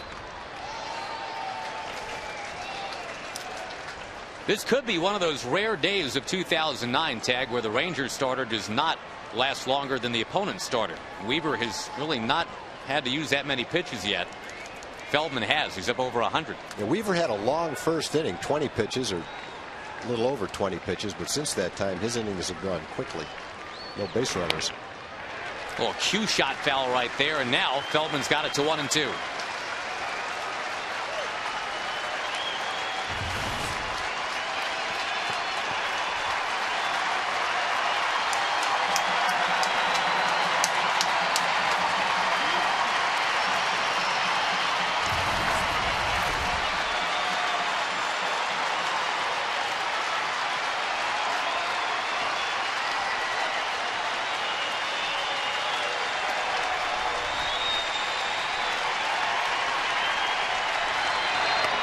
Up too high. 2 balls, 2 strikes.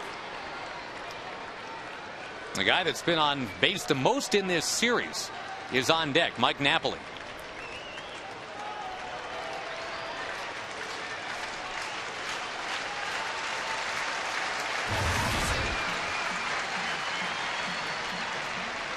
Saltalamacchia goes out to talk to Feldman, make sure they're together on what to do with Morales.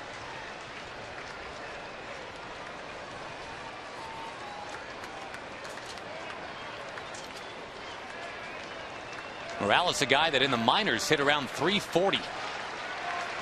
Had a great spring training this year, and he's at around 280 here in the regular season.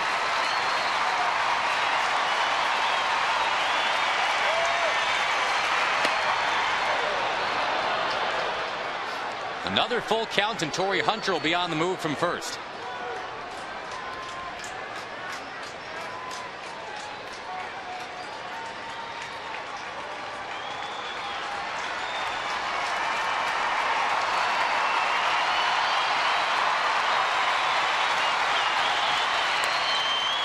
Fly ball. Kinsler's in pursuit. Kinsler makes the catch.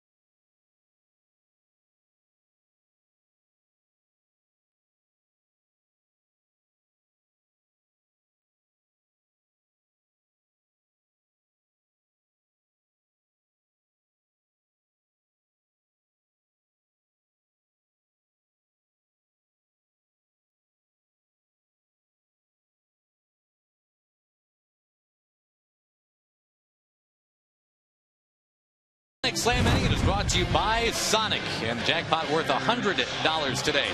Plus tickets to a Ranger game and dinner for 2 at Sonic. Good luck to Robert Broadway of Sumner, Texas. If a Ranger happens to hit a grand slam this inning, we're giving away $25,000. Now, we've proclaimed this to be all about the pitching for years, and the Rangers have bought into that big time. It's scoreless in the 6th inning today. As good as Scott Feldman has been, Jared Weaver has been as good or better. The Rangers haven't had a base runner since the 1st. Weaver's keeping the Rangers off balance. He's popping that fastball in there at 92, and he's showing a real good curveball today, too.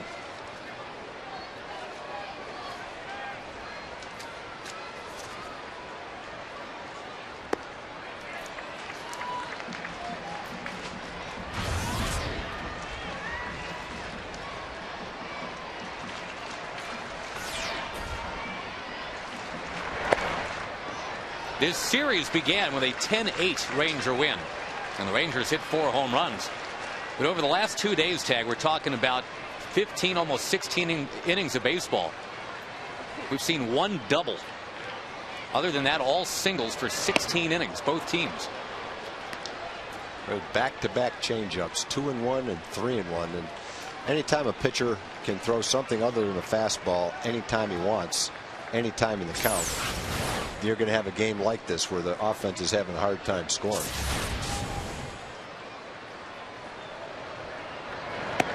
He walks Saltalamacchia. Tried 3 straight. Yep, but that one missing up, and the Rangers have their first runner since Michael Young in the 1st. And folks, you can bring the whole family to a ball game with the Coca-Cola Total Family Ticket Plan. You get 4 tickets, 4 hot dogs, 4 Cokes, a parking pass, unlimited play out in the sports park for kids 13 and under. All for as little as $15 a person. Sponsored by our friends at K-Love. 972 Rangers, the number to call to make sure you've got your tickets. The Rangers' next homestand, by the way, features the Yankees. They'll be in on Memorial Day, May the 25th. 3-game series with the Alex Rodriguez gang. And then the A's come in.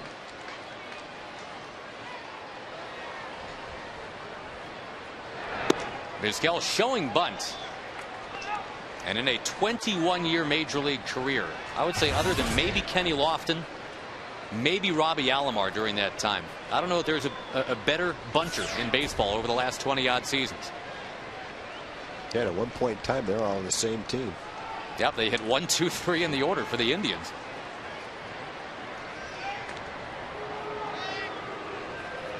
Yes, Vizquel can bunt.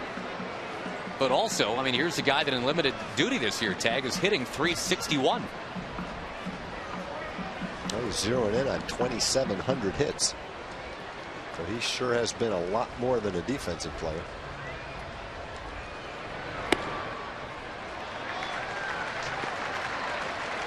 The defense has been certainly as advertised. And I was rereading Omar's autobiography the other day. He wrote it about 7, 8 years ago. And he said at the time in his own autobiography, I don't think a shortstop can play much past the age of 37. He's 42. Well, he's right for most of them. There goes Salty. And in protect mode is Vizquel. Well, that was kind of bad luck right there. It's a good call by Ron Washington. The count goes to 2-0. The feeling is Weaver has to throw a strike. He's probably going to throw a fastball. You've got a good contact hitter up there. The problem was Weaver didn't throw a strike. It ended up being out of the strike zone. If he was bunting on that play, it might have ended up being 3-0. But rather than give up an at-bat, not giving up an at-bat, but give up an out with a sacrifice bunt, Ron Washington saying, hey, 2-0, we increase the chances of a successful hit and run on this count. Let's try that. Maybe we end up with men on first and third and nobody out instead of a man on second and 1 out. You can see the 3rd pitch was way out of the strike zone. But he swung at it so that the catcher Mathis doesn't throw Saltalamacchia out stealing. Figgins way in on the grass at 3rd. And now we went back to the bunt and it's ball 3. Yep. Well, do you order it up on 3-1? It's a tough call right here. You go back to the hit and run. Now you don't have to swing at it because it's ball 4. Figgins is still way in on the grass at 3rd. I mean, if Vizquel does swing, Figgins better be ready. Early you have to swing, but now ball 4 you don't have to swing. That is ball 4. Wow. First couple of base runners for the Rangers since the 1st inning. And it sets it up for Ian Kinsler. You talk about something coming out of nowhere. Weaver had only thrown 66 or 67 pitches coming into the 6th inning. He'd only walked one batter. That was Kinsler to lead off the game. He had pinpoint control with all his pitches. And he ends up walking the first 2 hitters. Throws Saltalamacchia 3 straight changeups to walk him. Mike Butcher out to talk to Weaver. Now, we note that Clayton Kershaw has lost his no-hit bid. He just gave up a hit in the 8th inning. The Rangers now trying to bust up a 1-hitter and get on the board here in Arlington.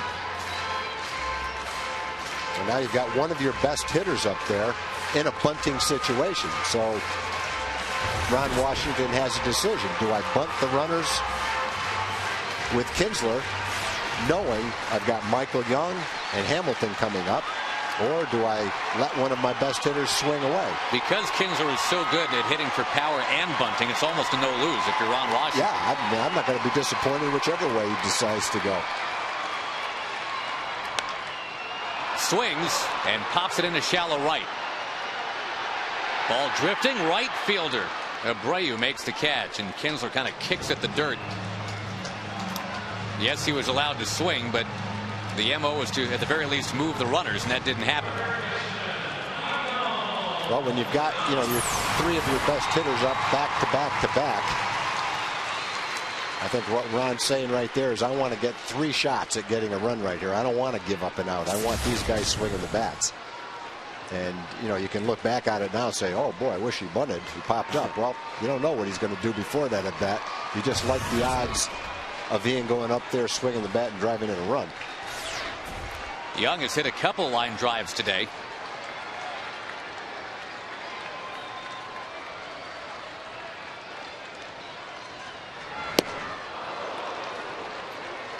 Geared to the fastball, didn't get it. We're going to check our forward leaderboard. Michael Young now 3rd in the American League in base hits. Victor Martinez, this stage of the season, is still hitting over 400. He's hitting 409 for a team that's 10 games under 500.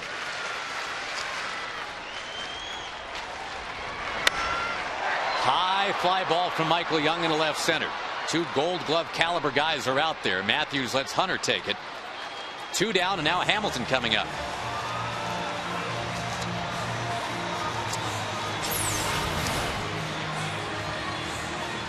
That's a pitch that Michael normally, especially in this streak he's in, kills. A high fastball. But you can't do it every time.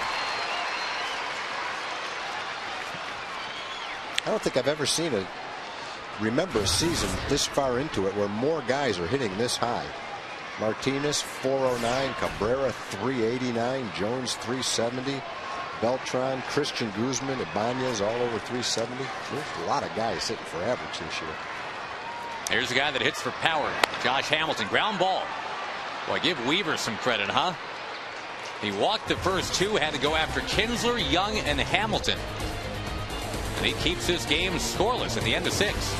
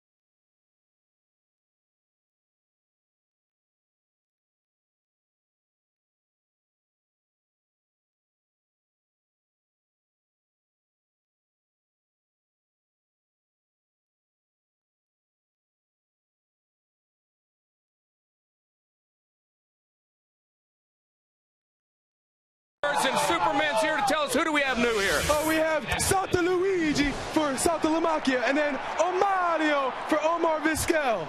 And then we have the usuals, Iron Mike for Michael Young, the Incredible Hulk for Chris Davis, and Speed Racer, Lead Racer for Ian Kinsler. All right, one of these fine cast of characters will be named the Progressive Fan of the Game after this pitch. Josh and Tom, think about it. Who would you pick, okay?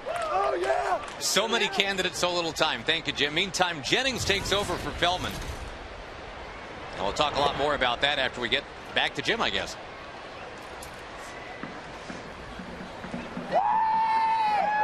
Josh and Tom, who do you think out of these guys? Who would be your Progressive Fan? Which one do you like best, Tom? Boy, that's a tough call. I've always liked Superman, though.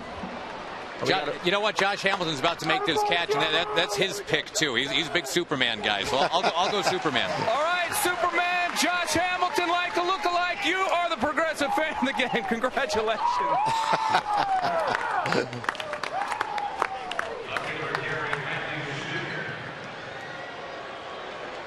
Thank you, superheroes. Now, the Verizon call to the bullpen. It is Jason Jennings, who just got Mike Napoli to fly out, and getting Napoli out in this series is big. Jason hasn't pitched in about a week, so he is well rested and ready to go. He's warmed up a couple times. You know, what happened yesterday, I think, is very indicative, where a Ranger will be bending a little bit, and you think, okay, you know, it might be one of those days where, for example, yesterday, Padilla only goes 5, then all of a sudden Padilla goes 8. And there's no need for a guy like Jennings after all. There's a base hit. That is Gary Matthews Jr. getting on, and as we know, he can run. So a 1-out single. Kendrick will come to the plate. Yeah, Jennings hasn't pitched in a week. Chris Benson hasn't pitched in about a week and a half. That is the inglorious byproduct of all the glorious starting pitching, is that there's just not a lot for the relievers to do. Well, given the choice or the alternative, I'll take what we've got right now. Kendrick walked in the 5th inning. Well, you talk about a dangerous number 8 hitter, a guy that this year is hitting only .231, but everybody forecasting such greatness for this guy. Line drive stroke. Well, Mike Scioscia is aggressive on the bases. You've got a good runner and a good hitter, so you might see something go on right here. Not much going on there. Not with them. That one sliding down and out of the zone on Kendrick. Seen a lot of hitters swing at that slider, especially their first at bat this year against Jason. It's a real good slider.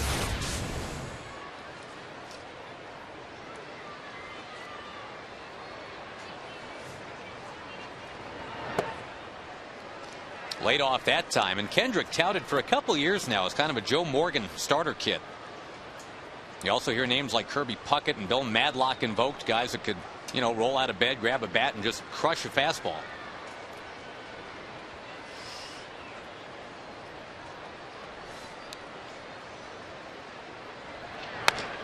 Lined into the crowd. And again, what a totally impressive crowd this is here today. The combination of the great weather and the great ball playing has brought out a crowd that's got to be around 40,000 today.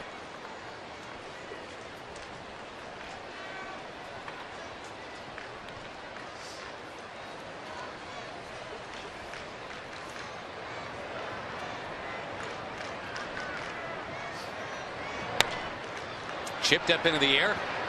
Davis follows its flight, but it's back in the crowd one more time.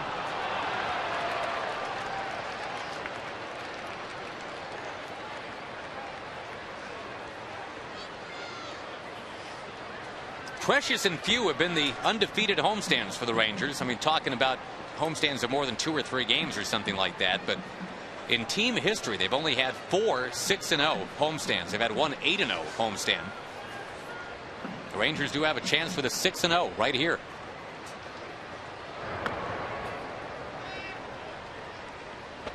They had the sweep of Seattle, including 2 walk-offs. Now trying to sweep last year's AL West champions.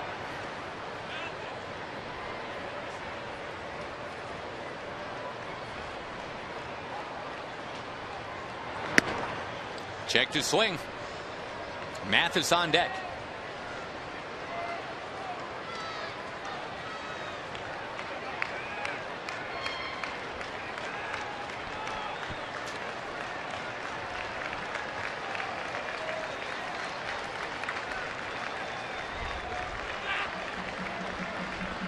Matthews is going.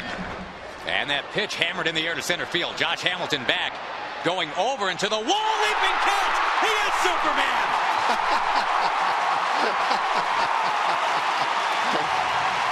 I don't know if he's Superman, but he's Ken Griffey. I've seen Griffey make that play against the Rangers about 5 times. There's a big difference between this kind of a play where you're sprinting into the wall than the one you see on the highlight film where the outfielder gets back to the wall in plenty of time and then jumps up over the wall to catch it. That's a relatively easy play for a big leaguer. That's not. That's giving up your body going full speed in a 0-0 game to save a scoreless tie.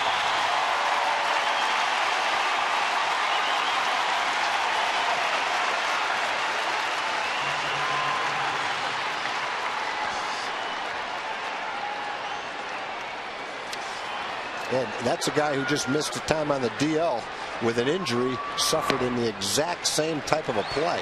And you can tell Hamilton's still feeling it right now. Last thing the old rib cage needed right there was another one of those, but his team needed him. And Josh Hamilton for now has kept it 0-0. And at the 7th inning stretch, if indeed it stays scoreless, when he runs in, he's going to be serenaded by this big crowd. We talked about him in the pregame show. Here's a guy who's had a triple in this series. You saw the speed going home to third. He's hit a 460-foot home run. He's thrown out someone at the plate, and now he makes a spectacular defensive play. He's done everything that you need to see from a player who's called a 5-tool player. There's a lot of guys that are called 5-tool players and aren't quite there. No, he's still hurting out there right now too, but that is not an exaggeration when you talk about Josh.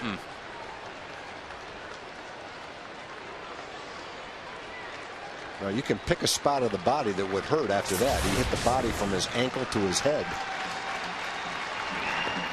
Saltalamacchia, another smother.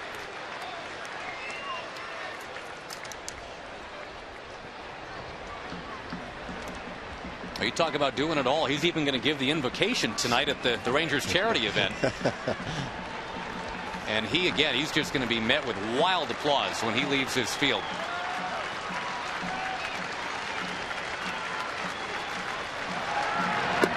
You know, it's not like he was playing Kendrick very deep in right center field. He was playing him, relatively normal, which means he had a long way to go to make that catch.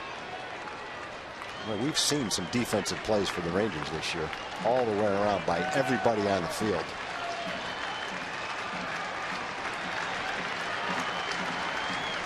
Two out pitch. Got him!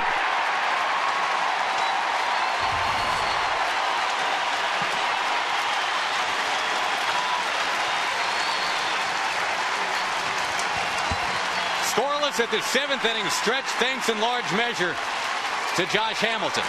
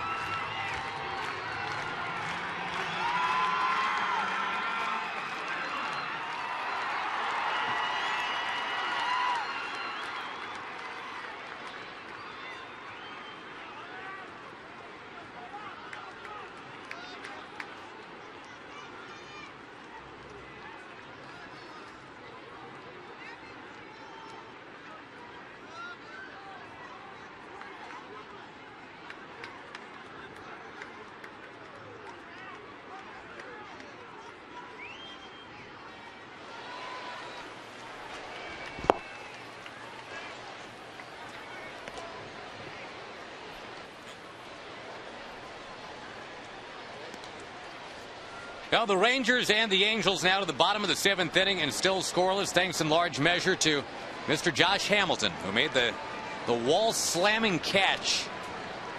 It will be shown over and over on the highlight shows, I'm sure. Now it's a matter of getting to Jared Weaver, who has needed only 70-odd pitches at this point to get through 6 innings. Keep the hottest hitting team in baseball completely scoreless. Held to 1 hit. His changeup last inning was the equalizer after he walked the first 2 hitters. Got Ian to pop up the first pitch. Into some really good changeups. Weaver had come in with the 3rd best ERA in the American League, and showing that's no fluke this afternoon. The Rangers countered today with Scott Feldman, who gave the Rangers 6 high-quality innings, and then Jason Jennings solid in the 7th. Blaylock to right field. That is fair. Into the corner it goes.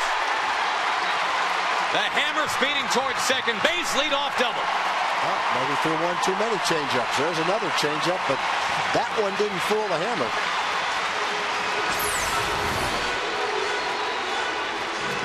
High changeup. Top of the strike zone. Ripped down the right field line. Yeah, Weaver is kind of a consummate pitcher. 4 solid pitches that he can throw for strikes with a deceptive delivery. It's not a fluke that he's in the top 10 in ERA. He can pitch.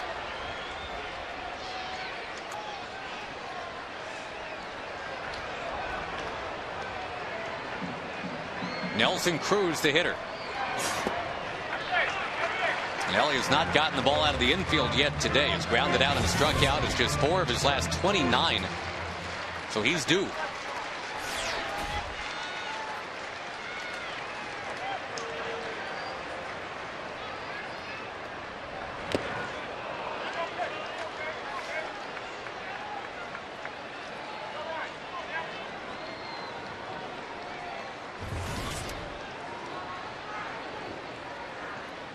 That is only the 2nd extra base hit, the one that Blaylock just hit in the last 2 games. The Rangers and the Angels combined. The Angels are all about little ball.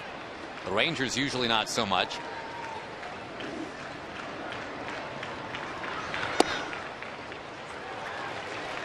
We were at a stretch where 23 of the last 24 hits in this series had been singles. Then Blaylock the leadoff double here in the 7th.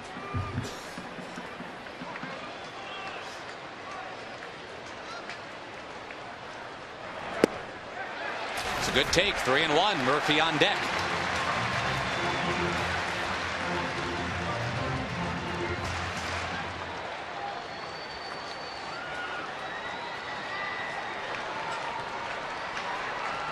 Certainly not your typical mid-May Sunday afternoon feel at this ballpark, where you might see a 12-9 game, and one way or another doesn't really feel like it means that much. I mean, this feels like a game with a lot on the line, because the Rangers are facing the Angels, 2 top teams in the West. Nelly Cruz hacks away, base hit into left center. Blaylock to third, nobody out. Yeah, hanging curveball right there.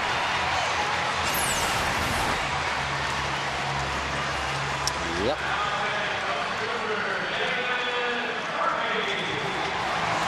Last inning, 1st and 2nd, and nobody out, and Weaver did a spectacular job of pitching out of it.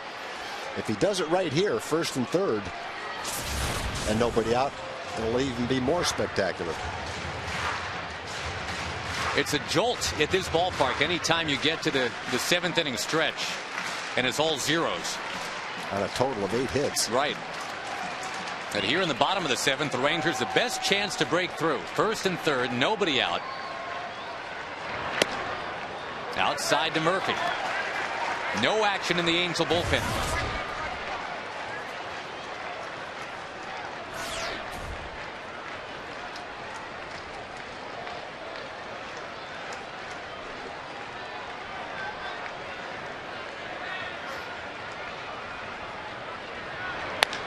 Murphy to right field. Set to tag as Blaylock. Here he comes. The Rangers score first. 1-0.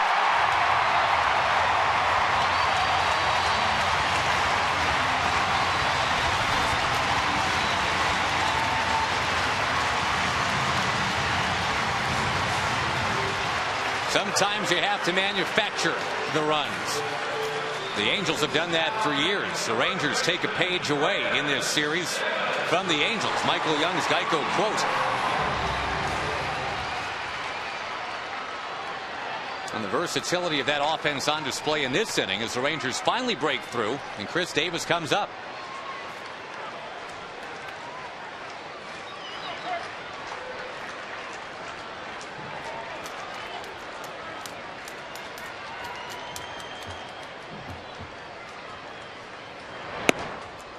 Three of the last 5 runs the Rangers have scored in this series now, Tag, have been on sac flies. Well, making contact with a man on third base and less than 2 outs, that's the name of the game for a good offense.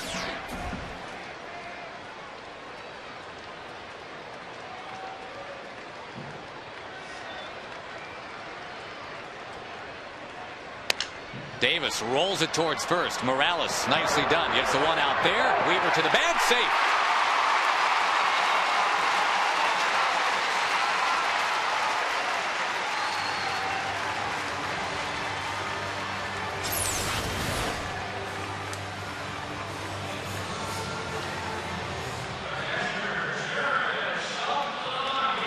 Davis getting across to make sure the inning stays alive. It'll be Saltalamacchia coming up.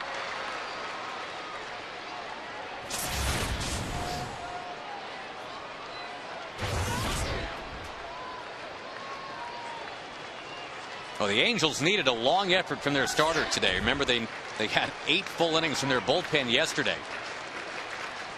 Weaver has pitched well here into the 7th, but he trails now 1-0.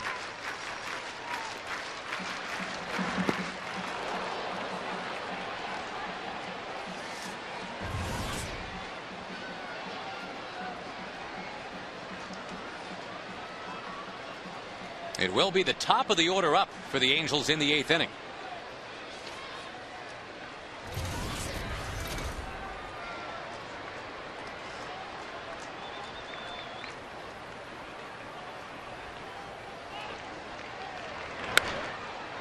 That ball in on Saltalamacchia, grounds out. The Rangers finally break through. Got the leadoff double from Blaylock. Nelly Cruz moved him along. Murphy knocked him in. The Rangers 1, the Angels 0.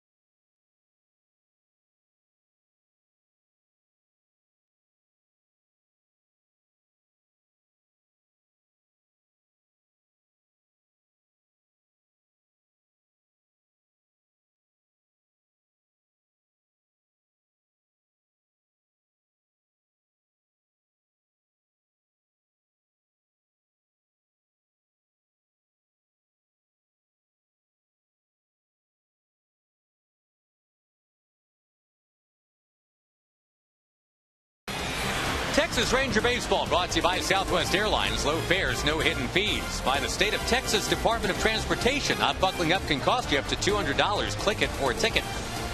And by Whataburger. Just like you like it. Well, Josh Hamilton's catch still resonating around this ballpark. The Rangers have taken a 1-0 lead, but that catch comes with a cost. Check out our Coors Light freeze cam. This tremendous wall slamming play. Look how high up he got.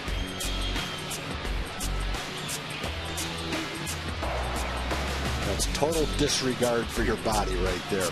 And the same kind of bracing the elbow up against the ribs that landed him on the DL from back in Toronto. Marlon Byrd takes over in center field now as Eddie Guardado takes over on the mound. The Rangers lead 1-0. It's going to be Byrd the rest of the way in center.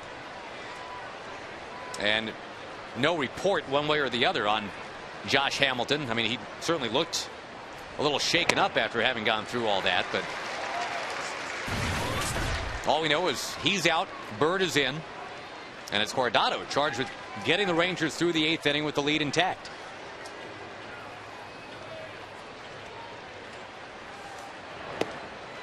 Outside corner to Figgins, who didn't like the call, but Guardado's ahead of him 1-2.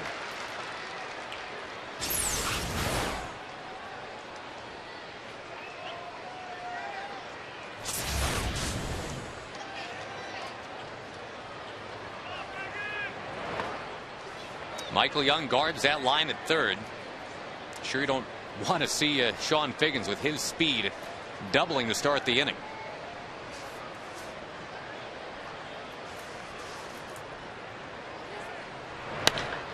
High fly ball, Marlon Byrd ready. Got it. 1 out.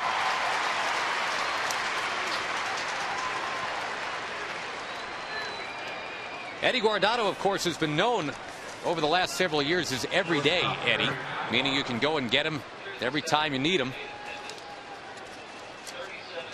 Thing is, he doesn't have to be everyday Eddie with this rotation. The Rangers going so deep into games, getting 8 innings, even 9 innings from guys. Man, you're becoming a master at the attendance guess. Did I do it again? Yeah, I didn't hear the total, but you said 37 something, and it's 37 something. 37,146. I miscounted by 146. Well, hang in there. All right. For the weekend, that's about 105,000. And for mid-May, that's got the feel of a mid to late 90s crowd at this ballpark. Yeah, we haven't had many games like this over the last 4 or 5 years. It's great to see the team playing like this, and it's great to see the fans have an opportunity to see a game like this. Well, it's such a great baseball area, always has been. And you want to give the populace a reason, right, to come out and prove that, yeah, we love our baseball around here. Well, there's a lot to like about the team as we go toward the middle of May. 2 quick outs, and Bobby Abreu will be the batter. Now, just because Vlad Guerrero is not available doesn't mean you exhale with these Angels. You've got Abreu, Hunter, Morales, and Napoli still to deal with, at least in this game.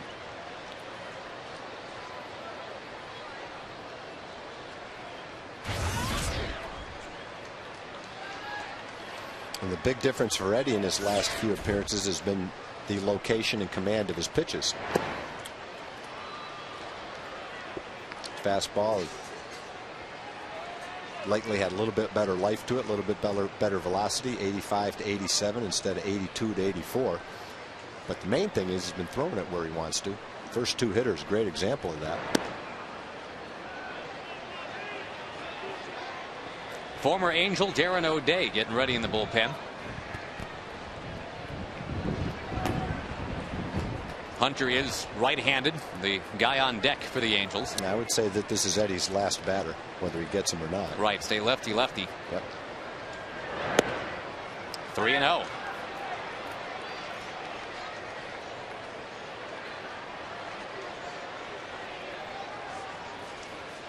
A couple of close ones, but the count is 3-0.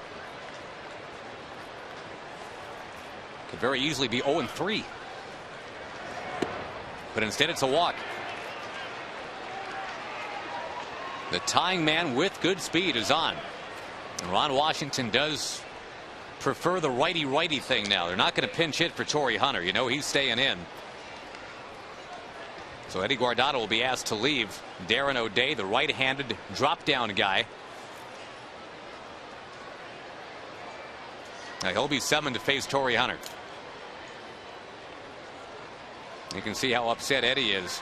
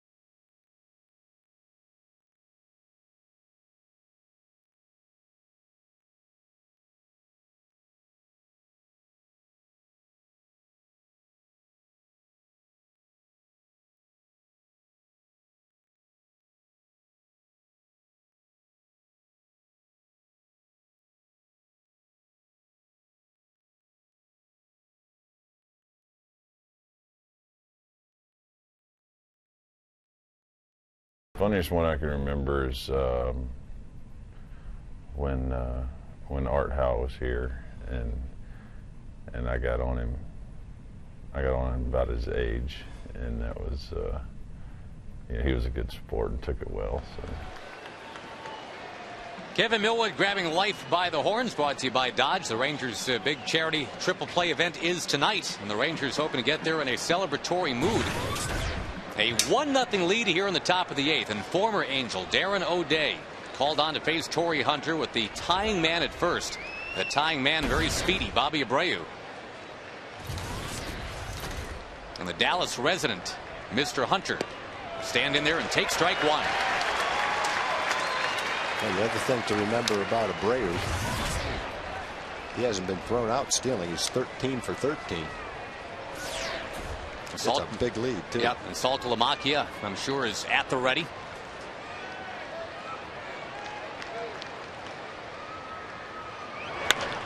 Darren O'Day is at the ready. And to the bag over at first to get the Rangers to the bottom of the 8th with a 1-0 lead on the Angels.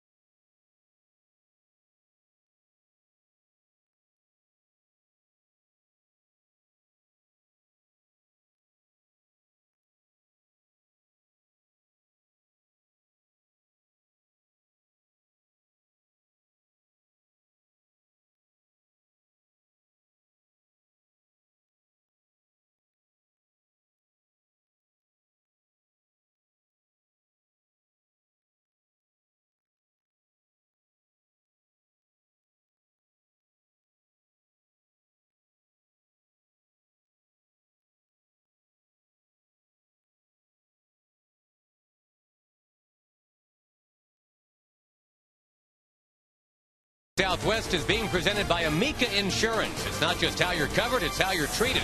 For more information, visit amicatexas.com.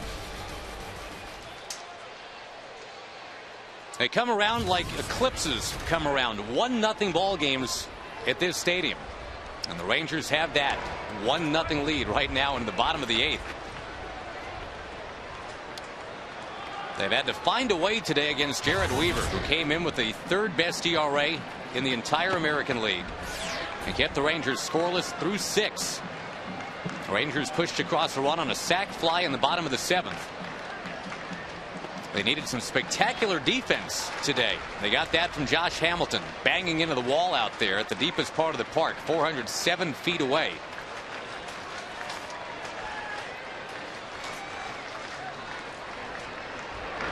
And now Vizquel hits it in the air to right field, to the track, and at the wall. It is going to hit that wall, and Vizquel will motor to second.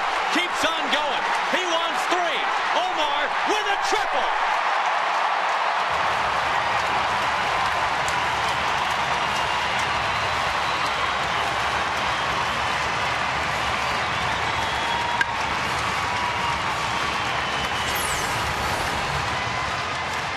There's nothing on the field that makes Omar look 42 years old. He still makes the game look easy. He still hits, he still runs, he still fields. You don't lose your great instincts for the game. He's always had that. Well, the Rangers have a chance to have an insurance run right here. He's just become the oldest Ranger ever to triple. Here's Kinsler. to left field. In comes Omar. It is 2-0. Kinsler to second base.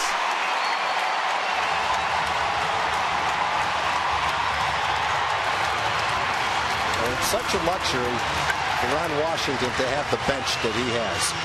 Josh gets hurt, Marlon Byrd goes in. Elvis Andrus gets a day off, Omar Vizquel plays shortstop. Bingo, right down the middle of the plate, and Ian plates the second run for the Rangers.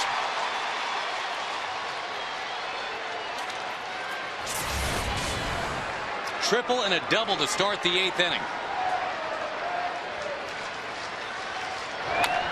Now Young to right field.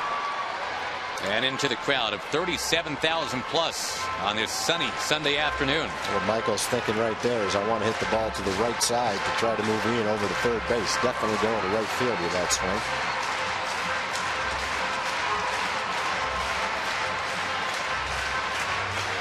First time today there's action in the Angel bullpen with Jose Arredondo.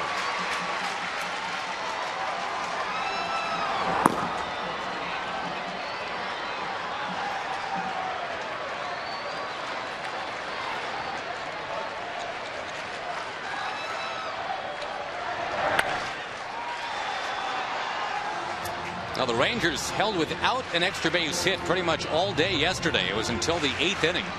Today it was until the 7th inning. They got the leadoff double from Blaylock to kickstart that little rally.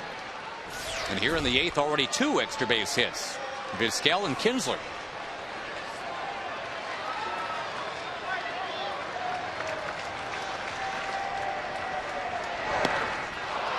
Michael Young could not connect. He is now 1 for 4. We go to Dana Larson standing by on the set of Rangers Live.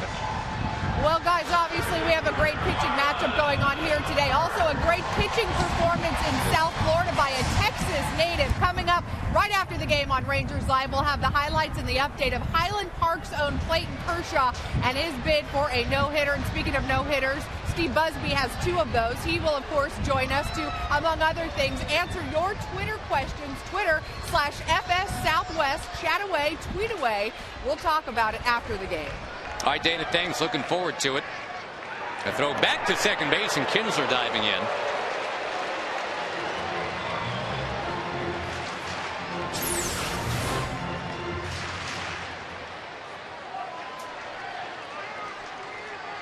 Remember, Ian was picked off at first base in the first inning today.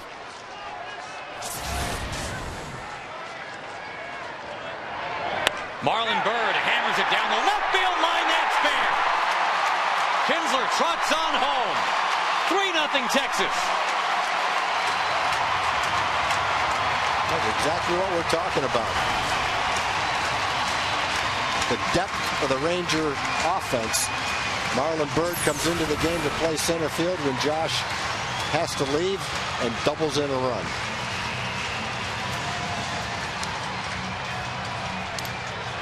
Team leading 14th double of the year for Marlon on what was supposed to be a day off.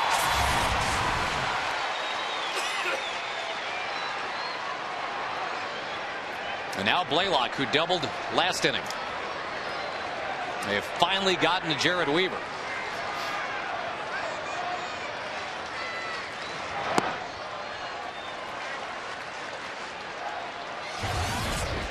The Rangers have been 1 hit through 6 innings. They're now 5 for their last 8 at bats.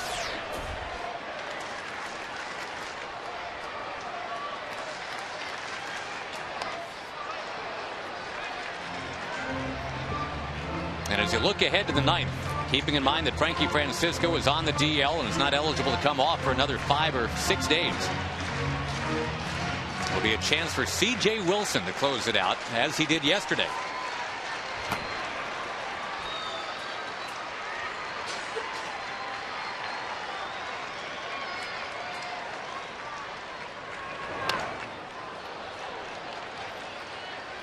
And again, what's in the offing here for the Rangers, if they can hang on and get this thing done today, it would be a 7-game win streak.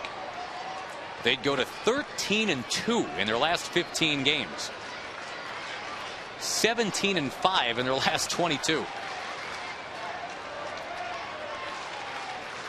And they'd be 4.5 up in the West. Wave and a miss and a throw into second base, getting Marlon Byrd diving back. It also short hopped Ibar. Ibar gave up his chest to keep that ball from going into center field.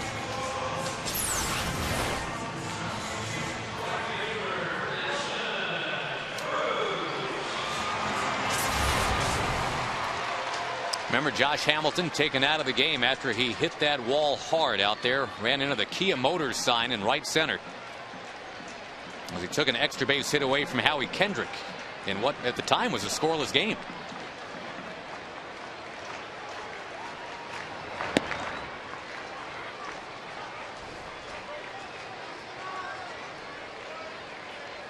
Now Nelson Cruz trying to pad the lead here, 3-0, bottom 8.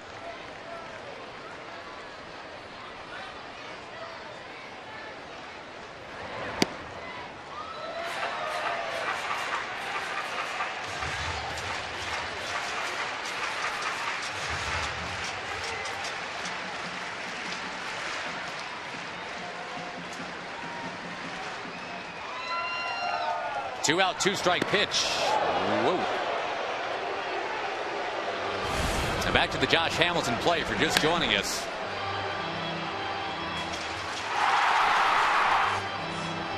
The height of the jump, I think, one of the more impressive elements of that whole play. Yep, the height, how far he went, how hard he was going. He never slowed down. At the time, there's one out. That would have been probably man on second and a run in with one out. Who knows what happens after that? You see where the spikes hit the wall. Wow. Have to go out there and measure that, how high up that is on that Kia Motors sign.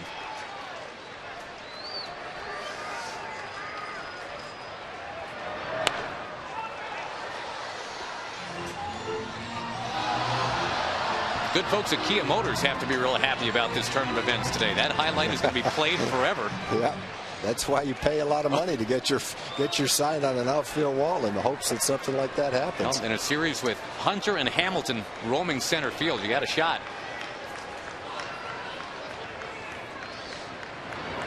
Cruz is down on strikes. Weaver hollering on his way off the mound. He has given up 2 in the 8th to make it 3-0 Rangers. 3 outs left to get.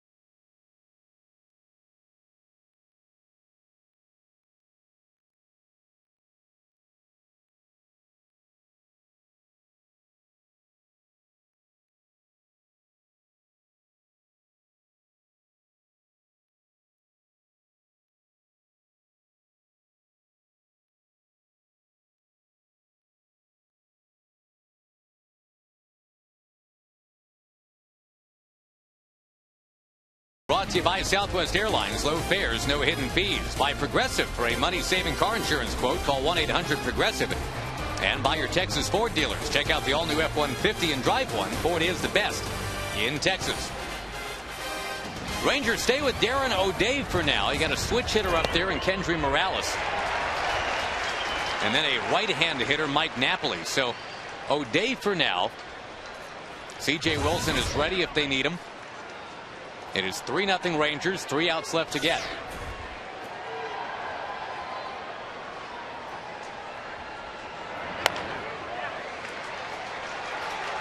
The Rangers looking for what would be just their 6th undefeated homestand that includes at least a couple of teams in on the homestand. That's in the history of the franchise. Rangers have been here since 1972.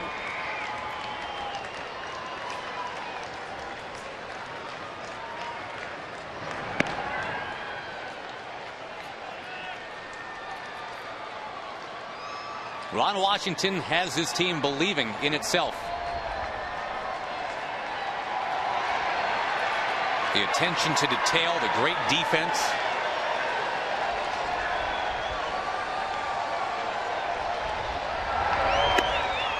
And obviously pitching is very much at issue, always has been here.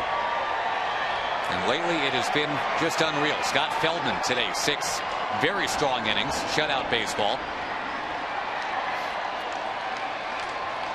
Jennings, Guardado, and now Darren O'Day.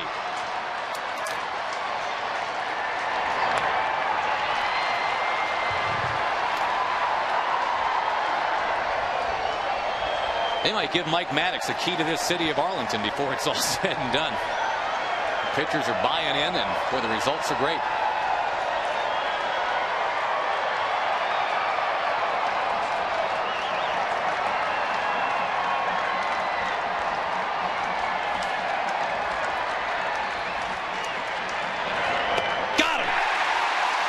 Changeup.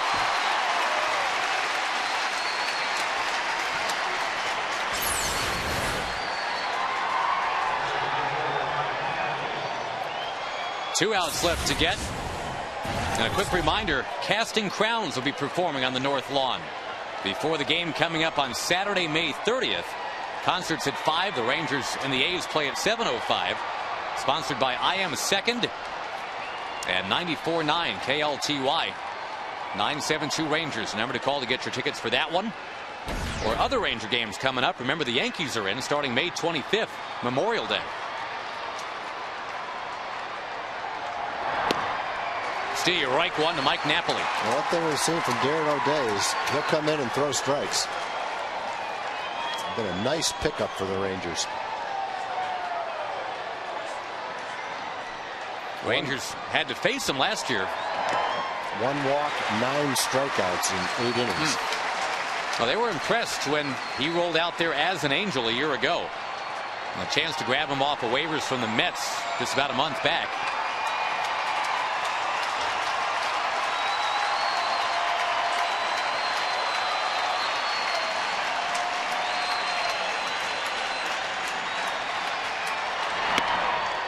A little bit up maybe to Napoli, 1-2. We'll check it out. He's trying to throw it up there to get Napoli to swing. He didn't swing, and it wasn't a strike.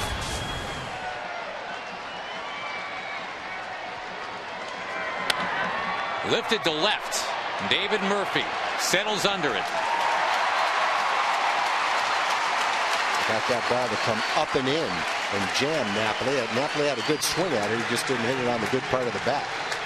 Well, it's a chance for the first ever big league save for Darren O'Day. It's a chance to sweep the Angels.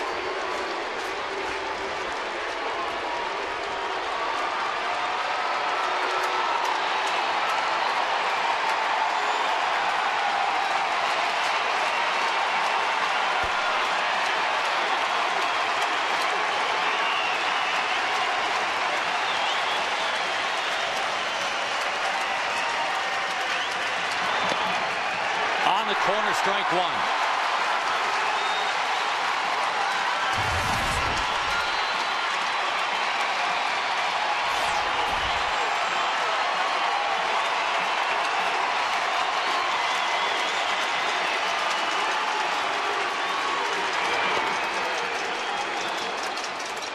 There has been room, of course, a lot of room on this Ranger bandwagon for a while. Seats are starting to fill up, though, it appears right now.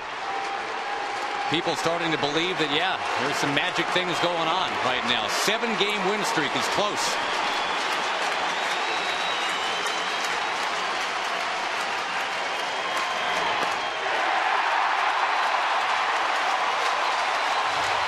Kind of a baffling assortment of underhand pitches.